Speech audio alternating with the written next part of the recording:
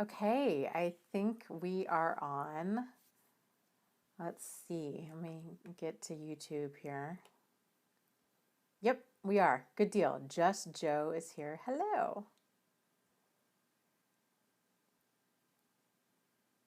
So, as some people are joining us, I just wanted to let you guys know real quick something new I'm going to be starting, which I am super excited about, and that is the book club. So you might be thinking, well, Dana, I thought you already had a book club. And I did. So that's not new. But what's new, hi, Ryan, is I'm going to be doing a live stream book club. And it's going to be the last Thursday of every month starting in October. And so I've been kind of playing around with how I'm going to do this. And, I decided, I think what I'm going to do is let's just get it going and we can fine tune it as we go along. So we're just going to start it. So the book, there's going to be a link down below for the book that will be for October. Yes, October. And it's the Healing the Child Within. I just copied the link. Hold on. Charles Whitfield, I believe, is the author. There's an Amazon link down below here to it. It's an affiliate link. For those of you who don't know what that is, if you use the link, then I get like a very minimal percentage of sales, but everything that I make goes to fund what I do. And I'd like to be able to keep as much of what I do either donations based or free as much as possible. So just a little side note there. So how I'm kind of thinking this is going to go down is the last Thursday of every month at 6:30 p.m. Eastern Standard Time. The goal will be for all of us to have read the book or as read as much of, no pressure, like read as much as the book as you can by then, and then join in the discussion. And so we're just going to be talking about the book. We're not going to be answering any additional questions. It's just going to be kind of what you think about it and what takeaways that you had, what takeaways I had, just discussion. My guess is that live stream will probably go for an hour, but I'm totally open. It's going to depend on how many people actually show up. It's going to depend on a lot of different factors. So I'm open to going for longer if people, they really want to discuss certain things. So we'll just go.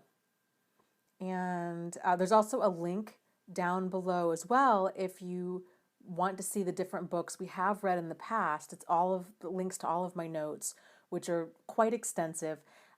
And what I'm thinking too, so that link, it's thriveafterabuse.com/book-club. And again, that's down below in the YouTube description. But what I am thinking is the books that we've already read, I might just make into videos. And then, because some of the books are really good. Actually, they've really all been good. I always get at least probably 5 major aha moments from everything that I read ever. But these books in particular, so some of them I really think would be valuable for us to go over as a group. So if you come across the old books and you're like, I know you did a video on this. I know you guys read this last year. Can we go over this again? I'm totally open to going over these again. So just to kind of let you know, because like I said, a few of these books are pretty, I would say would be like must reads for this. So we've got Psychopath Free is one of the books that I read before in the book club, or I should say that we read before in the book club. Complex PTSD from Surviving to Thriving, a fantastic book. So a few ones that are worth us discussing as a group, in my opinion. So Donna asks, what is the name of the book again? The name of the book is Healing the Child Within by Charles Whitfield. And it's an older book, but it's fantastic. So there's a lot in there. And that's interesting. Bear is saying Psychopath Free just closed their Facebook group. I wonder why. I wonder what's going on. It's tough. We've had ongoing issues. Yeah, I'd believe it. Postmodern says, I think that they permanently closed their forums to new members. I could see that. We've been having challenges and struggles within our own group as well, and we probably only have, 100th of the people that they have, and I cannot even begin to imagine the challenges that they must have with moderating and being in there all the time and just trying to kind of handle a group that's that size. There's so much behind the scenes stuff that goes on. It's like I had no idea until I started my own group and until it got to probably about 4,000 members. And then you have like personality differences. You've got people that are at all different stages of healing and understanding and trauma. And there's a lot of people that are coming there that are incredibly traumatized, and it's a lot. It's kind of, these groups tend to be a lot of people that are a lot of raw, unprocessed emotion, and it's intense. So, and it's been a challenge, and it's been a huge learning curve. We definitely don't do everything perfectly, but I will say the moderators in my group, they go so far above and beyond, and they really do a great job. So thank you for all of the moderators for everything that you do, and thank you for, I think, putting up with me too in all of this, because like I said, it's been a learning curve for me as well, and it's incredibly stressful because you're dealing with people that are in trauma, and the moderators, they're all volunteers as well, and so we're all kind of trying to figure out how to go about this in the best way together. It's a lot. It's incredibly stressful. So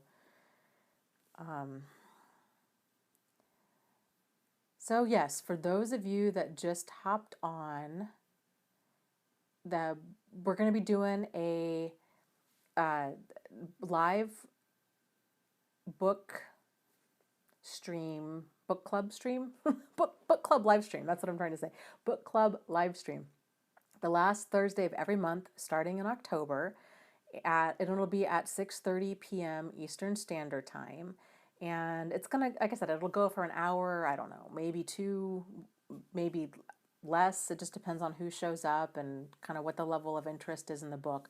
The first book that we're gonna do the book club on is the Healing the Child Within by Charles Whitfield. There's a link down below in the live stream description to the Amazon affiliate link if you want to use that, but obviously, please, that's not a requirement. So, you can order it from your library, you can get it at your local bookstore, hopefully. It is an older book.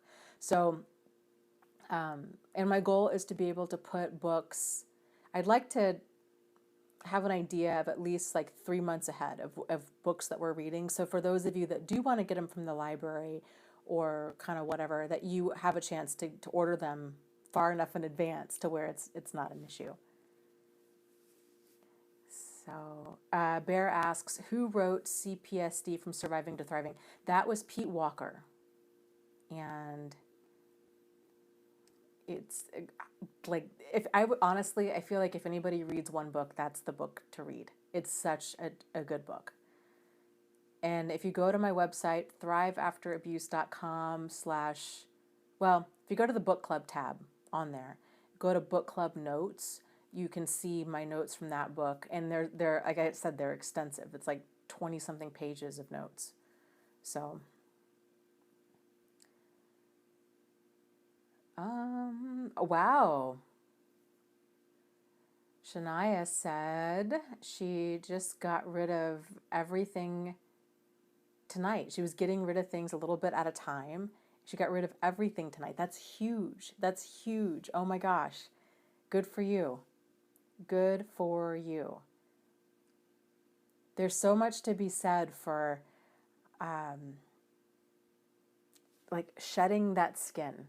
And, I would encourage people to, even if you can't, even if you're not ready to give this stuff away or to throw it away or whatever you want to do with it, put it in a box and put it kind of out of sight. there's just a lot to be said for kind of clearing that energy. I know that sounds hippie woo woo, but it's true. There's a lot to be said for just kind of reclaiming your space and putting away these mementos that have, unpleasant memories associated with them. And it can be a really good feeling. So, same thing with even just moving your furniture around. Like, you don't have to get all new stuff, but it really does help to just move furniture around to just kind of change up the energy in your environment. So, somebody was asking about divorce, or postmodern, not so, was asking about divorce poison. That is a fantastic book. And I think, again, like, they're all so good. One that I think is really worth discussing. We're going to discuss it a little bit tonight because one of the questions that I got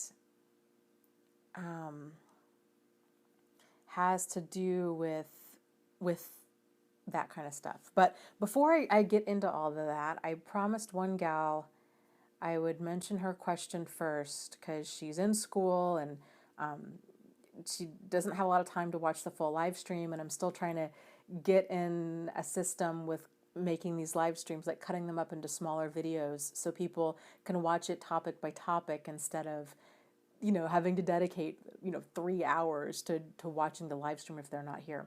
So her question is about mothers and daughters, and in particular, mothers who are very narcissistic, and what is possible to do when you don't have the courage to go no contact. And then she goes on to say, I feel responsible for my sister too. I guess you could say she's the golden child. Sometimes my sister supports me, but most of the time she's okay with our mom, but I don't know if she's scared or if she's devoted. I just don't know. It's so difficult when the narcissist is a mother, our mother. So people don't understand. Thanks a lot, Dana. So yes, very difficult when you've got a person that's abusive and they're a parent or they're a child. Because society has this idea of kind of, family is forever. And it's very interesting because society would also say, oh, if this person's abusive, you've got to divorce them. There's safe houses. There's places for people to go. But if that abusive person is a parent, I think especially a mother, because society has this idea that kind of by and large that women can't be abusive. It's not a founded idea. It's completely unfounded, but I think that's a very prevalent concept. And so it can be a very isolating time when a person has a very narcissistic mother and they want to really limit contact, but they're not getting support from other people as well as from their own family. And that situation is very, very common where you'll get siblings, especially if you have a sibling that was more of the golden child. So their experience with that parent is totally different. Right? So if you were the scapegoat, if you were the chronic target for abuse and they weren't, it's hard, I think, oftentimes for the golden child to see the problematic behavior because they weren't the target of it. They might have seen it, but it's different when it really happens to you. So if you're not comfortable, and I wouldn't use the word courage, because you had talked, this gal had talked about courage in terms of cutting off contact. And this isn't some sort of anything within you, I guess is what I'm trying to say. Very normal and understandable in a very overwhelming situation with trying to cut off or limit contact with anybody, frankly, let alone a parent, let alone a mother. So, this has nothing to do with your courage. Just so you know that. But what I think you can do is you can go gray rock. So that means where you're kind of trying to not have an emotional reaction. And what really helps with that is to anticipate as much as you possibly can what you think her problematic behavior is going to be. So if she's kind of typically acts a certain way, if she's a certain way with birthdays or holidays, or how you are with school, or in relation to your other sister, and if there's certain things that you know that she kind of hones in on and targets on, to try to anticipate and prepare yourself for that as much as possible. That way you're not walking into these situations that, completely unprepared. So that would be part of it. So then when she does have these, when she does start her abusive behavior, I think you can kind of, if you're putting yourself in a situation where you're trying to maintain your power and control, it can make things a lot easier. So for example, if you're going to go visit her, realizing, okay, what are my limits here? What do I need to do in order to keep myself safe and sane? So maybe that's visiting her, let's say she wants you to go see her for the whole weekend, but you're like, you know what, I can really only handle like 4 hours or 45 minutes. Kind of whatever you feel that you need to do to set yourself up for success. So when you are over there, you can try to stay really busy. You can say, you know what, I can't stay the whole weekend, but I can stay for however long you're comfortable with staying. And then, I'm not a big fan of lying, but I think if that's kind of where your comfort level is with kind of getting yourself out of there, then to kind of do what you need to do in order to keep yourself safe and sane. So if that's saying something, you know what, Mom, I'd love to stay, but I've got other plans. How about that? I like that because that's not necessarily a lie. So instead of saying, oh, I've got to go to work, but then you don't really have to go to work. But saying something like, you know what, I've got other plans. There's some other stuff I've got to go do. And then just kind of, gracefully getting out of there. Again, kind of just doing whatever you feel that you need to do in order to stay safe and sane, and realizing that other people don't get to vote. And I know that might seem maybe kind of harsh or like, well, but yeah, they do, because they're going to give you a lot of grief about your decision. But really deep down, you don't need to justify anything to them. And they're not the ones that are the target of abuse. So they're not going to understand. And I would also encourage you to try to let go with getting them to understand, because they're just not. They're not experiencing it, so it's going to be very difficult for them to put themselves into your shoes. So do what you need to do to stay safe and sane. Realize you don't have to justify anything to anybody. You can kind of have some vague, kind of fallback excuses to get yourself out of there. If you want to go over there for holidays or for her birthday or whatever, meeting in a public place, meeting for just a short period of time. If things start to get tense or uncomfortable, to kind of exit stage left, basically. And again, realizing that other people they're just not going to get it. And that's just, unfortunately, that's part of it.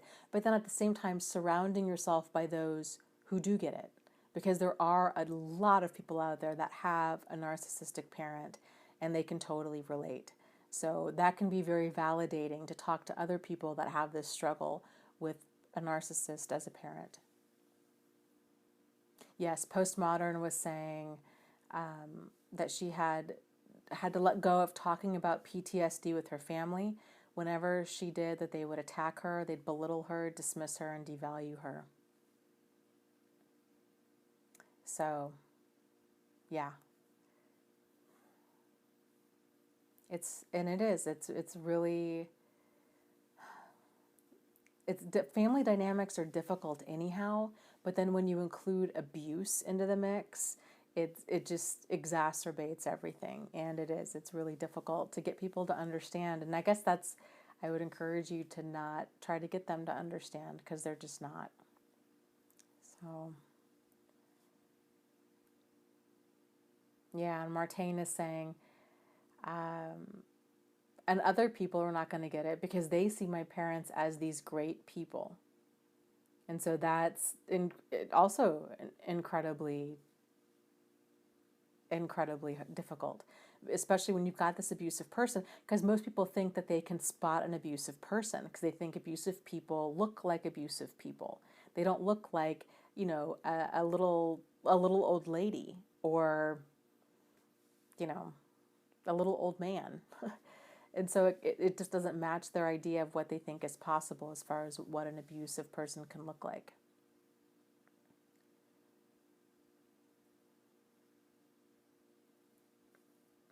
Let's see, let me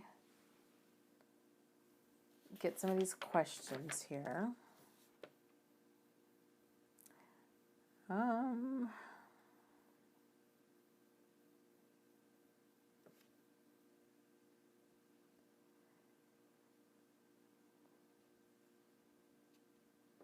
I wanted to talk, I meant to mention this last time. I thought this was such a great point, and I didn't write it down, so I forgot. But one of the things that one of the moderators in the group said, which I thought was absolutely brilliant, this is from Nan, and she had said something along the lines of that anger and rage is a stage in healing, and that it really needs to be respected. So there's a lot of people, kind of what we're talking about now, friends and family, that they don't see it. And they're like, or that was a long time ago, or you need to forgive and forget, or it's time you move on, or you just need to let things go. And they're uncomfortable with our anger or our rage, or kind of where we are at our different stages of healing. And I thought that was really well said, that this is a stage in healing, and it's valuable, and it really needs to be respected by us, and ideally by others, but for sure by us. So if you're finding yourself uncomfortable feeling anger or feeling rage, I guess to realize that this is part of it, and this is part of you finding your voice again. This is part of you reclaiming your power and control. This is a very healthy, normal reaction to a very unhealthy, abnormal situation. There would be something wrong with you if you didn't feel anger and rage after being abused or manipulated or what have you. So I thought that was a really great thing to point out. Let me go to the Facebook group here. There's tons of questions. Okay, so I'm not going to name names here, but there's a gal in the group who asks, Dana, does CPTSD and feeling overwhelmed go hand in hand? I thought I was doing okay, but I'm feeling a bit overwhelmed. I used to be able to tackle 10 things at once. Now if I have 2 things to do in the same day, I panic. Please tell me it's from trauma and that it's normal. Thank you for all you do. So a couple things with this. In part, yes, very much so. It's part of CPTSD is it's being kind of in that continual fight or flight mode. So you've got a lot of adrenaline going through you. You've got a lot of people have, a lot of anxiety because of that. And there can be a lot of depression. There can be a lot of feeling incredibly scattered, making a lot of really irrational, impulsive decisions, feeling very hypervigilant, which means like hyper aware of your surroundings, being fearful of others, not knowing who's safe and like who you can trust and who to avoid, having nightmares or even night terrors where you're waking up screaming or crying. There can be changes in sleep patterns. You're sleeping too much or you're not hardly sleeping at all. Changes in mood where maybe you're crying all the time or you're concerned because you haven't cried.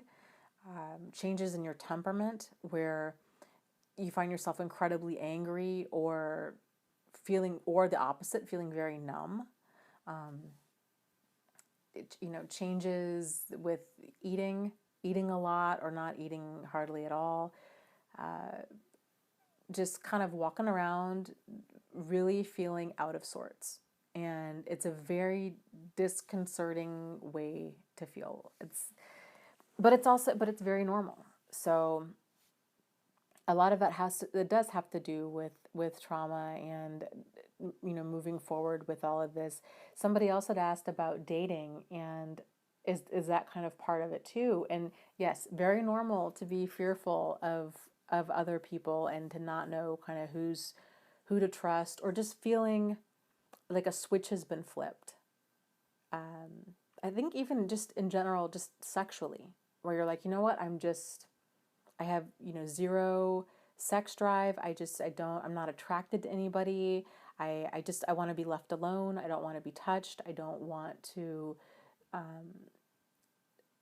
like, just not feeling safe to have an emotional connection with somebody else. So keeping people at arm's length is very, very common.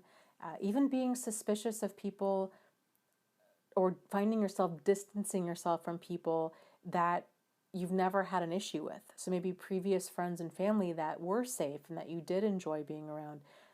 Very, very normal to just take a big step back and just to feel very different from other people. Like nobody understands you, like nobody gets you, just feeling very overwhelmed by life in general. That's all part of it. It does tend to calm down in time. And again, this kind of goes back to this is about you, and this is about doing what you feel that you need to do in order to stay safe and sane.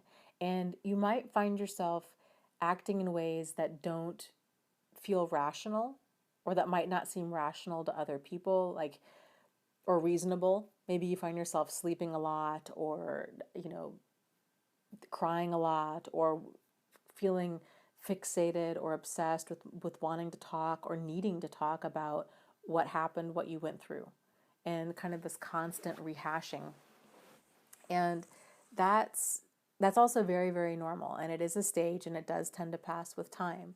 So to surround yourself with people that are okay with you going through these different stages. And again, your friends and family might be really concerned about you. Your therapist might even be really concerned about you if they're not familiar with PTSD in terms of abusive relationships. Because I think to the outside world, it looks like, oh no, we're stuck. We're stuck, and maybe that we're all even like disempowering each other because we're not talking about moving forward. But it's weird, like this whole kind of PTSD and life after abuse, it's like this weird bizarro land where kind of what's up is down and what's down is up, and healing is very much kind of that way. So to the outside world, it might look like we're really stuck in our pain, that we're not moving forward. But the reality is, people are where they are, and you are going to be where you're at with your understanding and of all of this. And by somebody else trying to push you to being someplace other than you are emotionally, that tends to cause a person to shut down. So, and become angry and resentful and even more isolated and alone, like nobody understands, nobody gets me. So there's a lot of like well-intended bad advice out there where people will say, oh, you just need to get it back out there and just start dating again, or you just need to get over it, it was a bad breakup, this person was a jerk, why do you miss him, just get over it. It's understandable, I guess, that they could think that because they didn't go through it, so they're an outsider. But when you're going through it, it is, all of that's very normal. It's normal to miss an abusive person. That's crazy as that might sound. It's normal. It's normal to feel like nobody understands. It's normal to feel profoundly broken, like you're never going to heal. It's normal to wonder if you're ever going to love somebody again. It's normal to feel paranoid and suspicious and like you're in a state of emotional collapse, and kind of everything that you're feeling is very, very normal. So it, like I said, it does take time. This does tend to be a stage. It will soften in time. Be kind to yourself. Try to, if you're feeling like you want to be emotionally at a different stage than where you are, to just be patient with yourself. And I think to realize too that it's,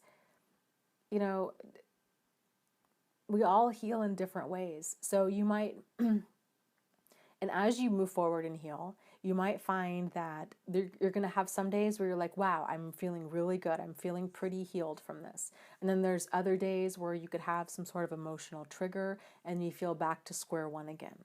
Or you reopen contact for whatever reason, and then the cycle starts again. So it's not always so cut and dry to just get out and to move forward. Healing is like everything else in life. It can be very messy. It can be very confusing and chaotic, and that's okay. That's okay. So, you know, it's all good. Like you're healing at your pace, at your speed, and you're right on time. You're right on track. You're just fine. You're just fine. So keep moving towards, I think, what you feel that you need to do, and find what brings you peace and what brings you comfort, and moving forward in all of this.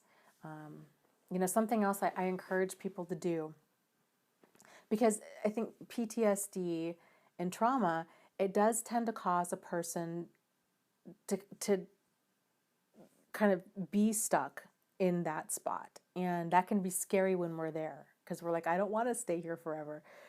Something that I think you can do to kind of help with that is to kind of experiment with, if this is kind of the pain of all of this, if this is this, you tend to feel like I'm walking around carrying this thing, this emotional, this abusive relationship. Like this is what happened to me, and this is like my trauma rock, my trauma boulder that I have to just lug around until the day I die. And it gets heavy. It gets heavy over time. And so taking time to just practice putting it down. There's a lot to just be said for that. So if you're feeling really overwhelmed, to realize, okay, you know what? Right now, I'm just going to take a moment and I'm just going to put this down. And I'm going to go watch a movie. And then if I want, I can pick it back up again. Because odds are you will, because your brain is still trying to process everything. But to be like, okay, and then, okay, I'm going to go do something fun. Because it's okay. I can still have fun and have trauma. Like it doesn't need to be an either or thing. It can be both. Like I can still do things and still enjoy life and still have this unresolved giant like trauma ball that I'm carrying around. And so making the decision, okay, I'm going to put this down for 10 minutes and I'm just going to allow myself to just have fun. And kind of whatever that means. And then if you want, pick it back up again. So I feel like that really does help to kind of get the brain, because it's your brain. It's not like you. It's not your conscious self that's stuck in this PTSD. It's your brain. It's your brain trying to process things. Your brain is trying to make logical sense out of an illogical situation. And so it's sort of like a computer that's running this loop, this program loop, where it's, kind of 1 + 1 = 3. And it's like, well, it doesn't compute. And then it runs it again. 1 + 1 = 3. And then it, nope, doesn't compute. And it just kind of keeps going around and around again, trying to make things add up. And that's when I think it takes a while for us to process trauma, because we're trying to process something that's not reasonable or logical or even rational. So yes, be kind to yourself going through all of this. Okay, here was a question having to do with divorce and dealing with a narcissistic ex. It says, Dana, I have no contact, but my youngest child has limited contact at his own request. He's struggling with being manipulated and gaslighted by his father. Every time he sees his dad, he has a million questions to clarify or get the truth from me. His dad asked him to sign a letter, which the letter stated that he lived with his father, so he didn't need to pay me child support. I don't want to contact him and break the 8-month no contact, but can I really let this slide? So if your child lives with you, then, and your ex has a pattern of really outrageous behavior, I guess I would look at it in terms of, sure, I mean, you can confront him on it, but what's going to be the result of that? It's probably not going to be him changing. So I guess if it was me in this situation, I would just try to pick and choose my battles, and I wouldn't reopen contact for it. And personally, I wouldn't even address it, because that is such outrageous behavior that to me, it feels like he's trying to bait you in for like an argument or to reopen contact, because that's such a provoking thing for him to do. So I would definitely document it though. And if you're having communication with your ex, ideally trying to get it done through some sort of divorce mediator, or through email, or through text messages or voicemails, something to where it's not your word against his, so that you can kind of show this pattern of this provoking, outrageous kinds of behavior. As far as your child goes, I think it's fantastic that he's coming to you and he's asking for clarity and he's asking for clarification about what's going on. So I would encourage you guys to continue to really nurture that and nourish that, because when you do have an ex who is incredibly manipulative and he's, he or she's gaslighting and they're manipulating, that can go really bad really quickly. And it doesn't take a lot sometimes to brainwash kids into thinking that the good parent is the bad parent and vice versa. So and then another part to that too, real quick before I forget, is I think kind of tempering your conversations, or at least being aware and taking into consideration, I guess is the word I was looking for, when you're having conversations with your child about what's going on with his father, to realize, his dad is half of who he is. And even though he might not like his father, he might have major issues with his dad, in the child's mind, it's very normal, very understandable, very reasonable that they might get somewhat defensive about the other parent, because, again, they are half of that other parent, even if that other parent is a narcissist or incredibly abusive to whatever degree.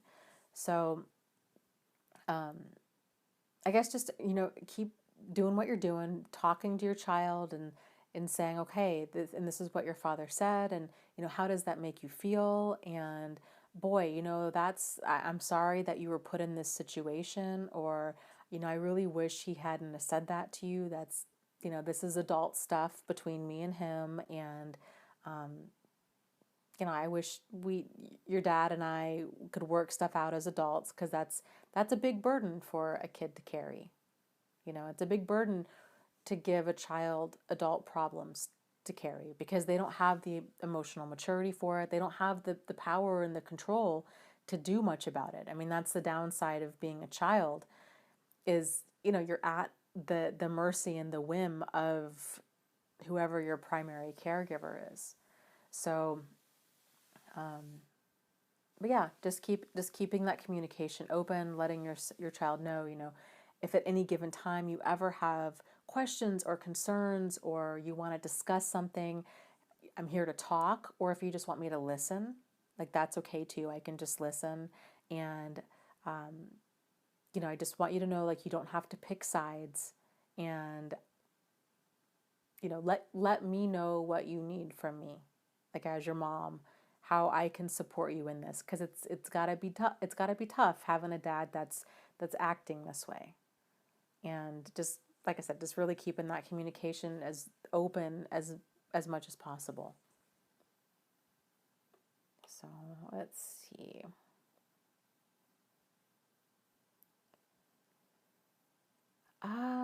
Okay, another question here is, how does no contact affect a narcissist? Do they experience any type of emotion, or do they simply not care and move on? That's a big question. My guess is, and that's probably going to depend on kind of the narcissists themselves and kind of the degree of their problematic behavior. So, you know, they don't, the kind of the thought is that narcissists and other types of emotional manipulators don't attach to quote unquote normal people the way that you or I would. And so because of that, their feelings are very, very like superficial, very shallow. So they don't go very deep. So when they say something like, I love you, it's the same as saying like, oh, I love, like, I love this ball, or I love, this tea that I'm drinking, or it's just very surface level kind of stuff. So when we go no contact, the level of emotion that's there tends to not be very deep. It tends to, that's the thought at least. And I would agree that's kind of what I've experienced myself, and I think that's what most people have experienced in the support group is it tends to be this feeling of it enrages them because they're losing power. They're losing power and control over their target and over the target, over the situation. So it's more of just like this lashing out, this anger of how dare you kind of take control over the situation. I'm the one in charge. I'm the one that calls the shots. And so when a target goes no contact, or when a target goes to leave to any extent, whether they move out or they break up or they divorce or they go no contact or what have you, a narcissist will generally throw out everything they possibly have in order to get their target sucked back in. And oftentimes it can take us a few times of going around the cycle to see that, to be aware that level of intensity is not love. It's just this mad scramble that they're in to keep us in line, to keep us in that pipeline so they can continue to use and abuse and manipulate and exploit. So it affects them, but not, I guess what I'm saying is it affects them, but not in the way that it affects us. So we tend to feel like very addicted to them, or we're like, oh, it's so hard for me to go no contact. I care so much. I really want things to work. And we're looking at the dynamic in more of a, like level of, I care so much. I don't want to let them go. And we're heavily, heavily invested in this relationship, whereas they don't have that. It's just more of a, like, you got away and I didn't want you to get away. I wanted you to stay here so I can use and abuse you. So it's very different, but they don't like it. They don't like it, but it's not for any other reason other than power and control. Another question has to do with love. What does love mean to a narcissist? Do they believe that they have the capacity to love, or are they just consciously using people? I think it's going to depend on the emotional manipulator and their level of awareness of everything, like their level of awareness of themselves and of their attachment to somebody else. Because I don't know if other people have encountered this, but I've encountered like a handful of different types of emotional manipulators. Some of them seem very aware that they are consciously using people and they truly don't care. Whereas others don't seem aware at all that they're necessarily using people. They really do feel it's weird. It's like this level of selfish entitlement, where they really truly do feel like the victim. If we set boundaries, if we do whatever, they feel like we're being mean, that we're being abusive, that we're being manipulative by not letting them get their way. Very, very childish. But more on like the darker side of that spectrum, when you've got people out there that have that bend in their personality where they're like, yeah, oh no, like they're consciously abusing and manipulating and using people. They know what's up, and yeah, I don't think that they have the capacity to love at all. I don't even think that they care. For those that are at that level of darkness, I think they're so far detached from humanity, really, from their own humanness, that that love. Like, I think there needs to be a certain level, a certain relationship we have with ourselves, a certain relationship we have with just humanity as a whole, in order to actually experience a connection to other people. And those that are at that level where they're consciously using other people, I just don't think that they care at all. People are very expendable to them. Some examples of this that comes to mind would be like online dating scammers, or people that are, this is what they do for a living, is they exploit other people. They say everything that they need to say in order to swindle people out of their life savings. And if those people commit suicide over it, then so be it. Like, they just truly don't care. They think it's funny. They think it's entertaining. They think, oh, well, you deserved it because you fell for it, kind of a thing. So you have people that are on that level. But then, like I said, you've got people that are on the more shallow or the lighter end of that spectrum, that are just unconscious people that have no, to me, they're just not coming from a place of conscious awareness. Let's see. So, okay, got another question here. How about dating again and holding back when you're scared to open your heart? Well, that's very normal. It, that's very understandable. If you've been really badly burned emotionally with dating, that you would have that level of like hesitation and resistance to dating again, to trusting again, to even trusting your own judgment. I know for myself, that was something that really took quite a while for me to get to that place where I'm like, okay, you know what? I'm feeling pretty good about things. I feel like, hands down, I can walk away if I'm seeing problematic behavior, but I trust my judgment enough to where I know when things are off. So even if other people don't see that something's problematic, like if I feel like something's problematic, I'm okay with that being enough and being enough of a reason to walk away. But it really does take time, and it really helps to just go slow. Go slow. So ideally waiting at least 30 to 60 to 90 days before bringing in, sex or that kind of level of intimacy, and just really getting to know another person, watching their actions, seeing them around their friends, seeing them in public, because trust is earned. It's not something that's blindly given. And I think that's a mistake that a lot of us have made, is we tend to take people at face value, or at least we definitely did in the past. And we had a high tolerance for bad behavior. So we would justify everything, and we just had this attitude of commitment at all cost. And, you go through something like this, and then you realize these qualities that I thought were really good about myself, maybe they're somewhat problematic as well.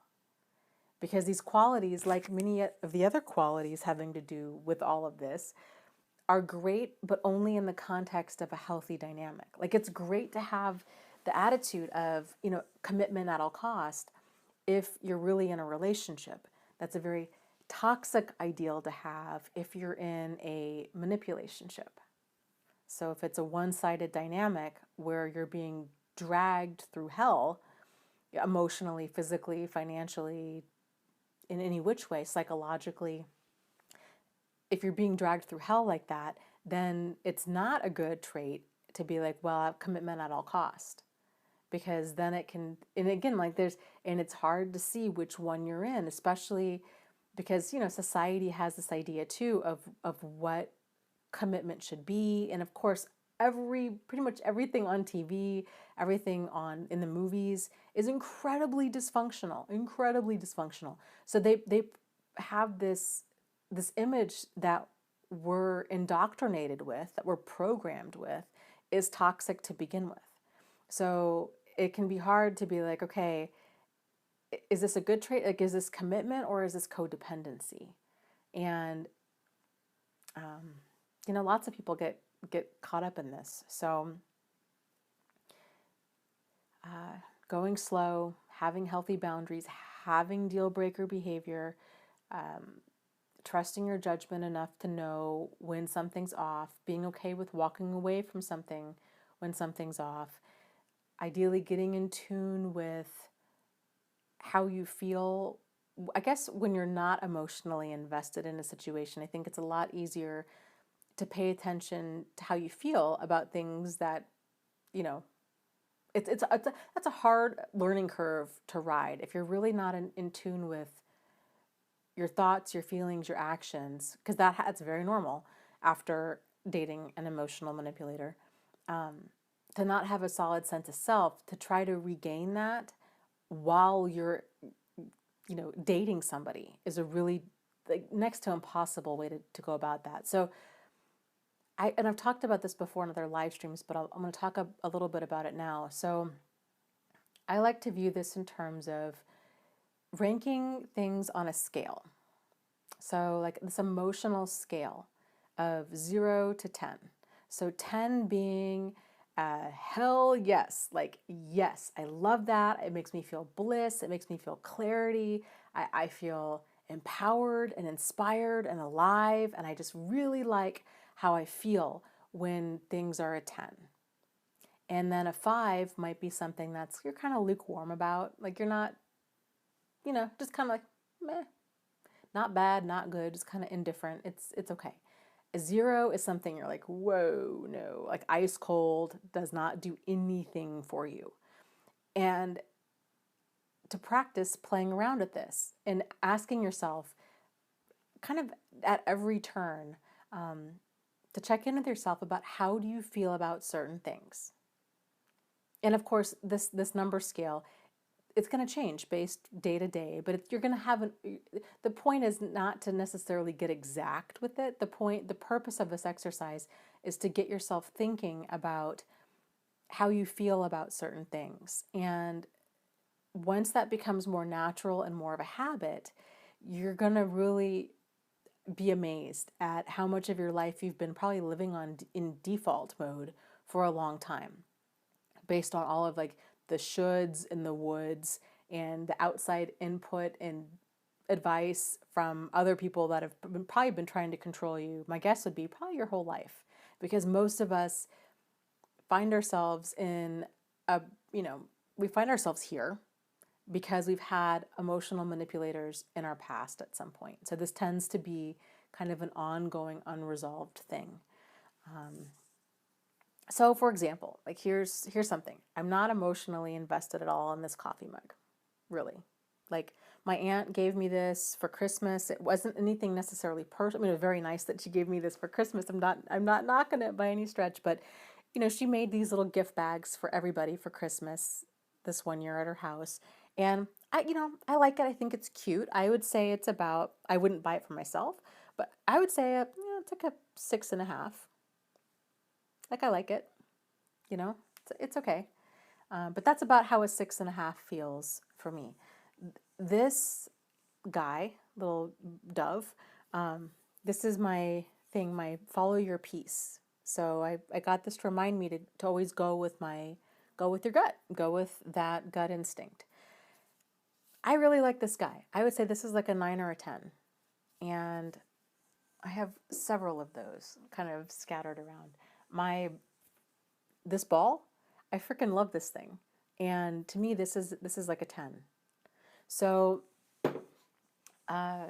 getting familiar with what my couch is like a 3. The thing is so uncomfortable. So once you kind of have an idea of where you are with certain things, then it can be easy with things that really, they're inanimate objects. Then you can start moving forward into like friendships or your work or relationships. So when you're starting to date, you can kind of check in with yourself and be like, where am I at with this? And that can really be pretty helpful. So, Me Too asks, the Dove is awesome. Where are those available? You know, I got that guy, this little dove guy, at Target like a while ago, like a few years ago. And yeah, I love this. I don't know. I should see about getting some made or something, because I really that was so perfect. I really love this thing. Bill says his golf clubs are a 10. Very cool. Salon says, change your couch, Dana.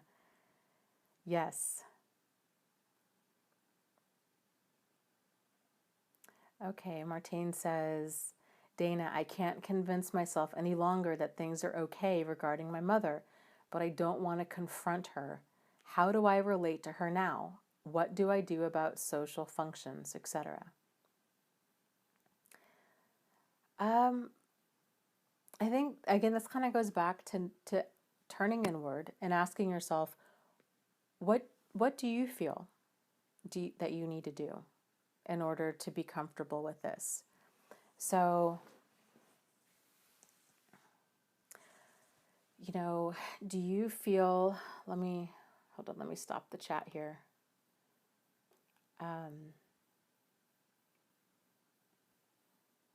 So you know that you're not comfortable confronting her, and that's okay. There's no necessarily right or wrong way about doing this. This is all about kind of where you're at and what's comfortable for you. So if you're not comfortable with confronting her, how do you relate to her now? I guess would be, I think, fully accepting, and this is not the same thing as saying like, I'm okay with what's going on, accepting her for who she is. So what I mean by that is realizing, okay, here's this person that's in my life. They have a very kind of limited capacity, and our dynamic is not what I wish it was, but this is the reality of the situation. Like, this is kind of what she can, as a mother, this is what she can give me. As a mother, this is what she hasn't been able to give me, and this is just who she is. And so I'm going to release, I guess, the hope, the frustration, the irritation that she's going to be anything different. Now, maybe she will change over time. That's fine. But at least now it's sort of like, okay, this is who she is today. This is how she's been for the last X number of years. And, you know, I'm going to see the situation clearly for what it is. I'm going to see her clearly for who she is. And I'm just going to release hoping that things are going to be different, because that's where that suffering comes in. That suffering comes in from this attachment to this idea that she could or should be something other than she is. And there's a lot of freedom that comes from just realizing I'm not saying that it's right or that it's okay, but this is just who she is. And because this is who she is, and because of who she is problematic for me, that I need to distance myself to a place where I'm safe and sane, and there's just certain battles that I'm not willing to fight, and so I don't want to confront her. I still, she's going to have to be in my life in some capacity with social functions. So realizing that she's a very limited human being, right? And that maybe your 100% is, or that let's say, her 100%, I should say, her 100% is only your 10%.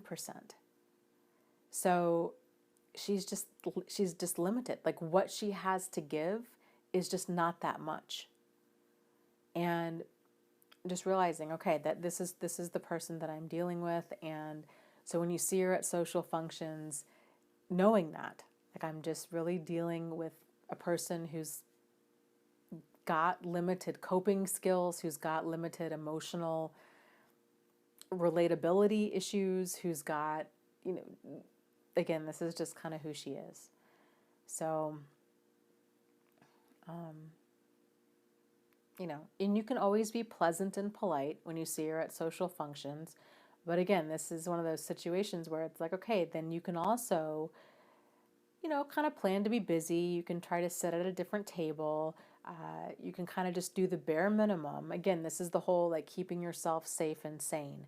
So if it's going to make you crazy to sit at the same table or to spend, 3 days at her house or whatever to figure out, okay, how much time and in what capacity can I spend with her to where I'm like, this is my limit. So maybe it's going over there for an afternoon. Maybe it's only going over there for an afternoon when other family is around. Maybe it's just dropping in periodically. It's going to be kind of whatever feels right for you. And then to just adjust accordingly, because this is all new, right? Like this is all kind of new ground and new territory for you that you're exploring. So, and if you're paying attention to your feelings, each time that you're around her, you're going to get better and better at this. So I would encourage you to take on an attitude of curiosity. So when you're around her, being like, okay, how am I feeling? And what could I do to feel differently? What could I do to feel better? How could this have gone even better? How could I make this situation more tolerable? Or how could I make this situation actually enjoyable? And to just start asking yourself questions about that. And then as the responses come up, to just start adjusting your approach accordingly. And it's tough, right? I mean, it's tough. All of this is so tough and frustrating because it's like we shouldn't have to turn ourselves inside out in order to, make lunch work with somebody, with a difficult person. But again, like, unfortunately, this is where you're at. This is where we are when we're dealing with difficult people, and knowing your limits is so, so huge.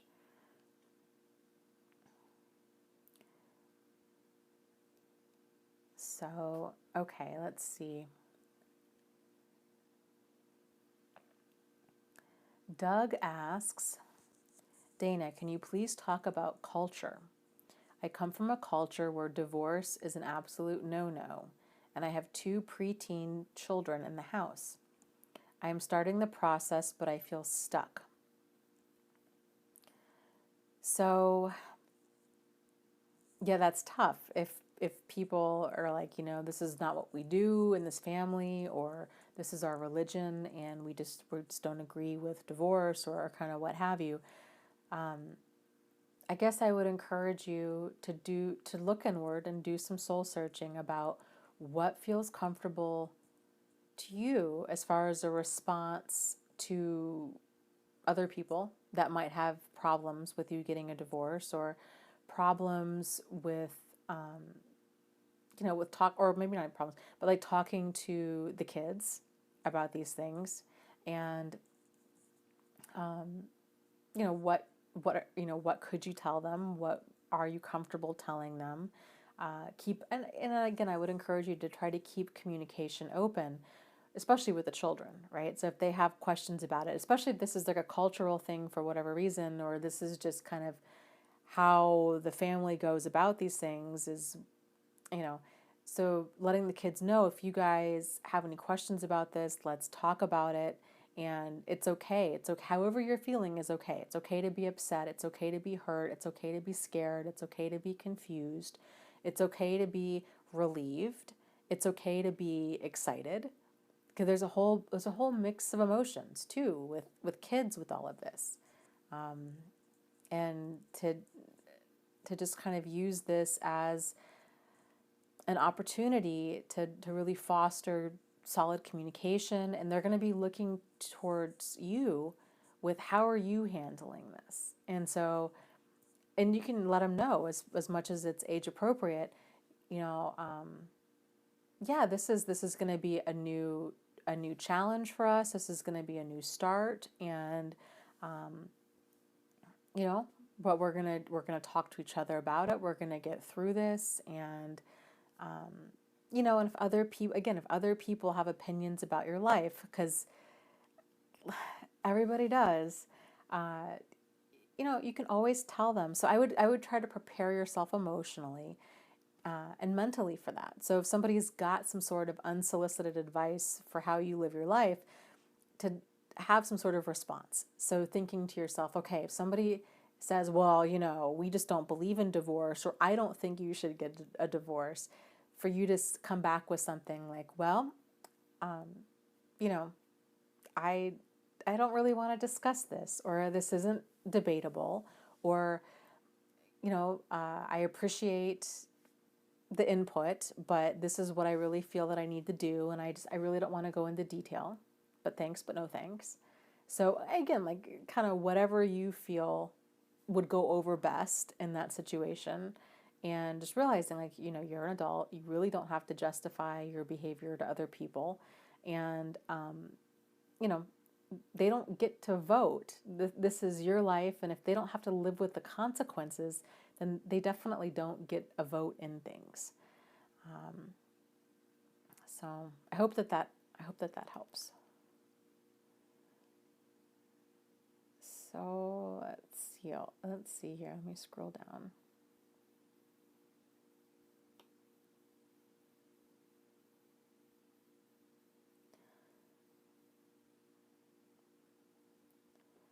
Okay, Lori says, I just can't wrap my head around narcissism. It's so evil. She's all these traits, and I just never knew it. I just thought she was really mean, but not anything like trying to ruin my relationship with my dad. And so all of them, you know, every type of like a narcissistic person, their behavior comes out in different ways. And it is very eye-opening when we start realizing, oh, okay, yeah, this is a big deal. Like, this is a thing. This isn't me being too sensitive, me being overly emotional, me not being able to take a joke, me not being tolerant of other people. Like, this is really problematic behavior. And because I think so many of us, we've been walking around feeling like feeling like something's off. Like, I know something's off, and we've been searching and searching and searching, and we're like, okay, is this person, are they difficult? Are they controlling? Are they, like, maybe I wouldn't go so far as to say that they're necessarily abusive, but something's wrong. Like, something's wrong, something's off. And thinking like, you know, I feel really tense around this person. I feel really uncomfortable, but maybe not being able to actually pinpoint why. And then we start learning about narcissism and different types of abuse, and the picture begins to come into focus. And we're like, oh, like this is, oh my gosh, yes. And then there's kind of this realization of, how did I not ever see this before?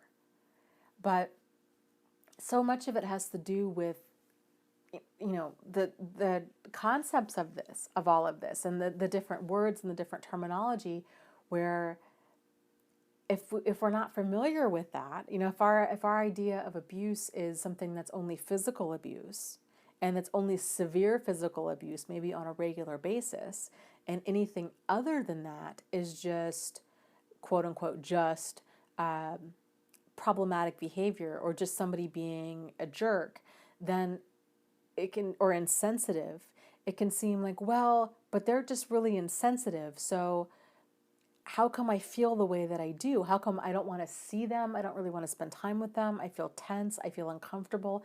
I feel like our relationship is one conversation away from being over. I feel like I can't express my thoughts or my opinions or be myself. I'm feeling continually judged and criticized and micromanaged and controlled, and like I'm always walking on eggshells, or I'm walking a tightrope, and that I just don't feel that we have this really deep connection that other people seem to have with a parent or with their parents. And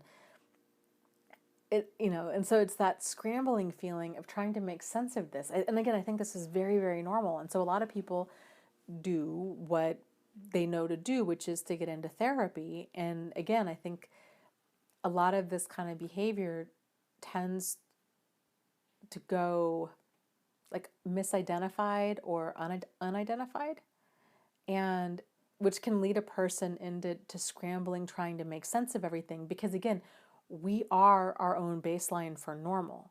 So if we grew up in like a den of dysfunction, what was normal for us is most likely not normal. And since most people grow up in some degree of dysfunction, then it's hard for them to really sort out what's healthy and what's normal versus what's really dysfunctional. Because another thing with when it comes to problematic behavior is we tend to think, oh, if I can still handle it, that it's not a problem. And that a lot of people also think, well, it could have been worse. And so we tend to minimize our own pain, thinking like, well, but, I didn't grow up in kind of, a war-torn country, or, my grandparents had it so much worse. They were in the Holocaust, or, so therefore, because I didn't undergo this intense trauma, like because I wasn't, whatever, like, kind of enter whatever traumatic thing you can think of, because I wasn't beaten, because I wasn't molested, because I wasn't, kidnapped and taken halfway across the country, then therefore what I experienced is somehow not that big of a deal. But the reality is trauma is trauma, and it's not relational. It's not like, well,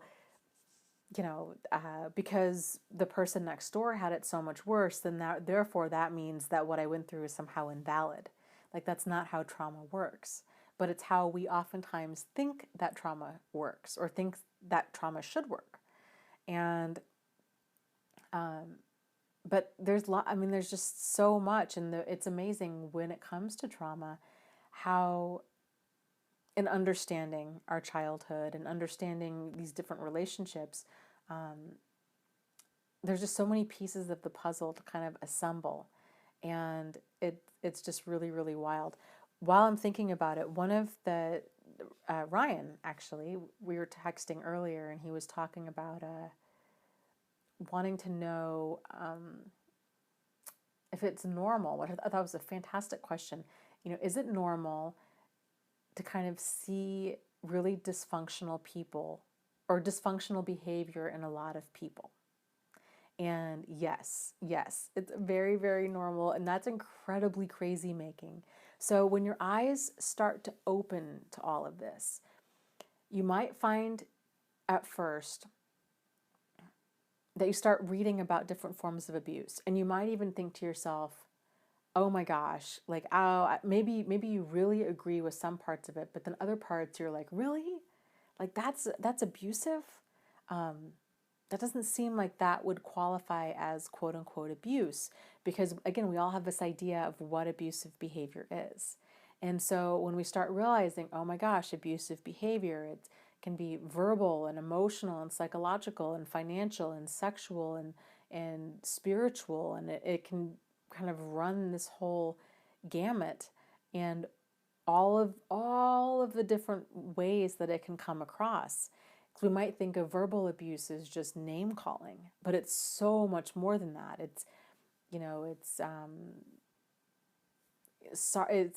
it's cruel, sarcasm, and a cold indifference, and countering, which is where a person's continually trying to provoke an argument. So whatever you say, they say the opposite.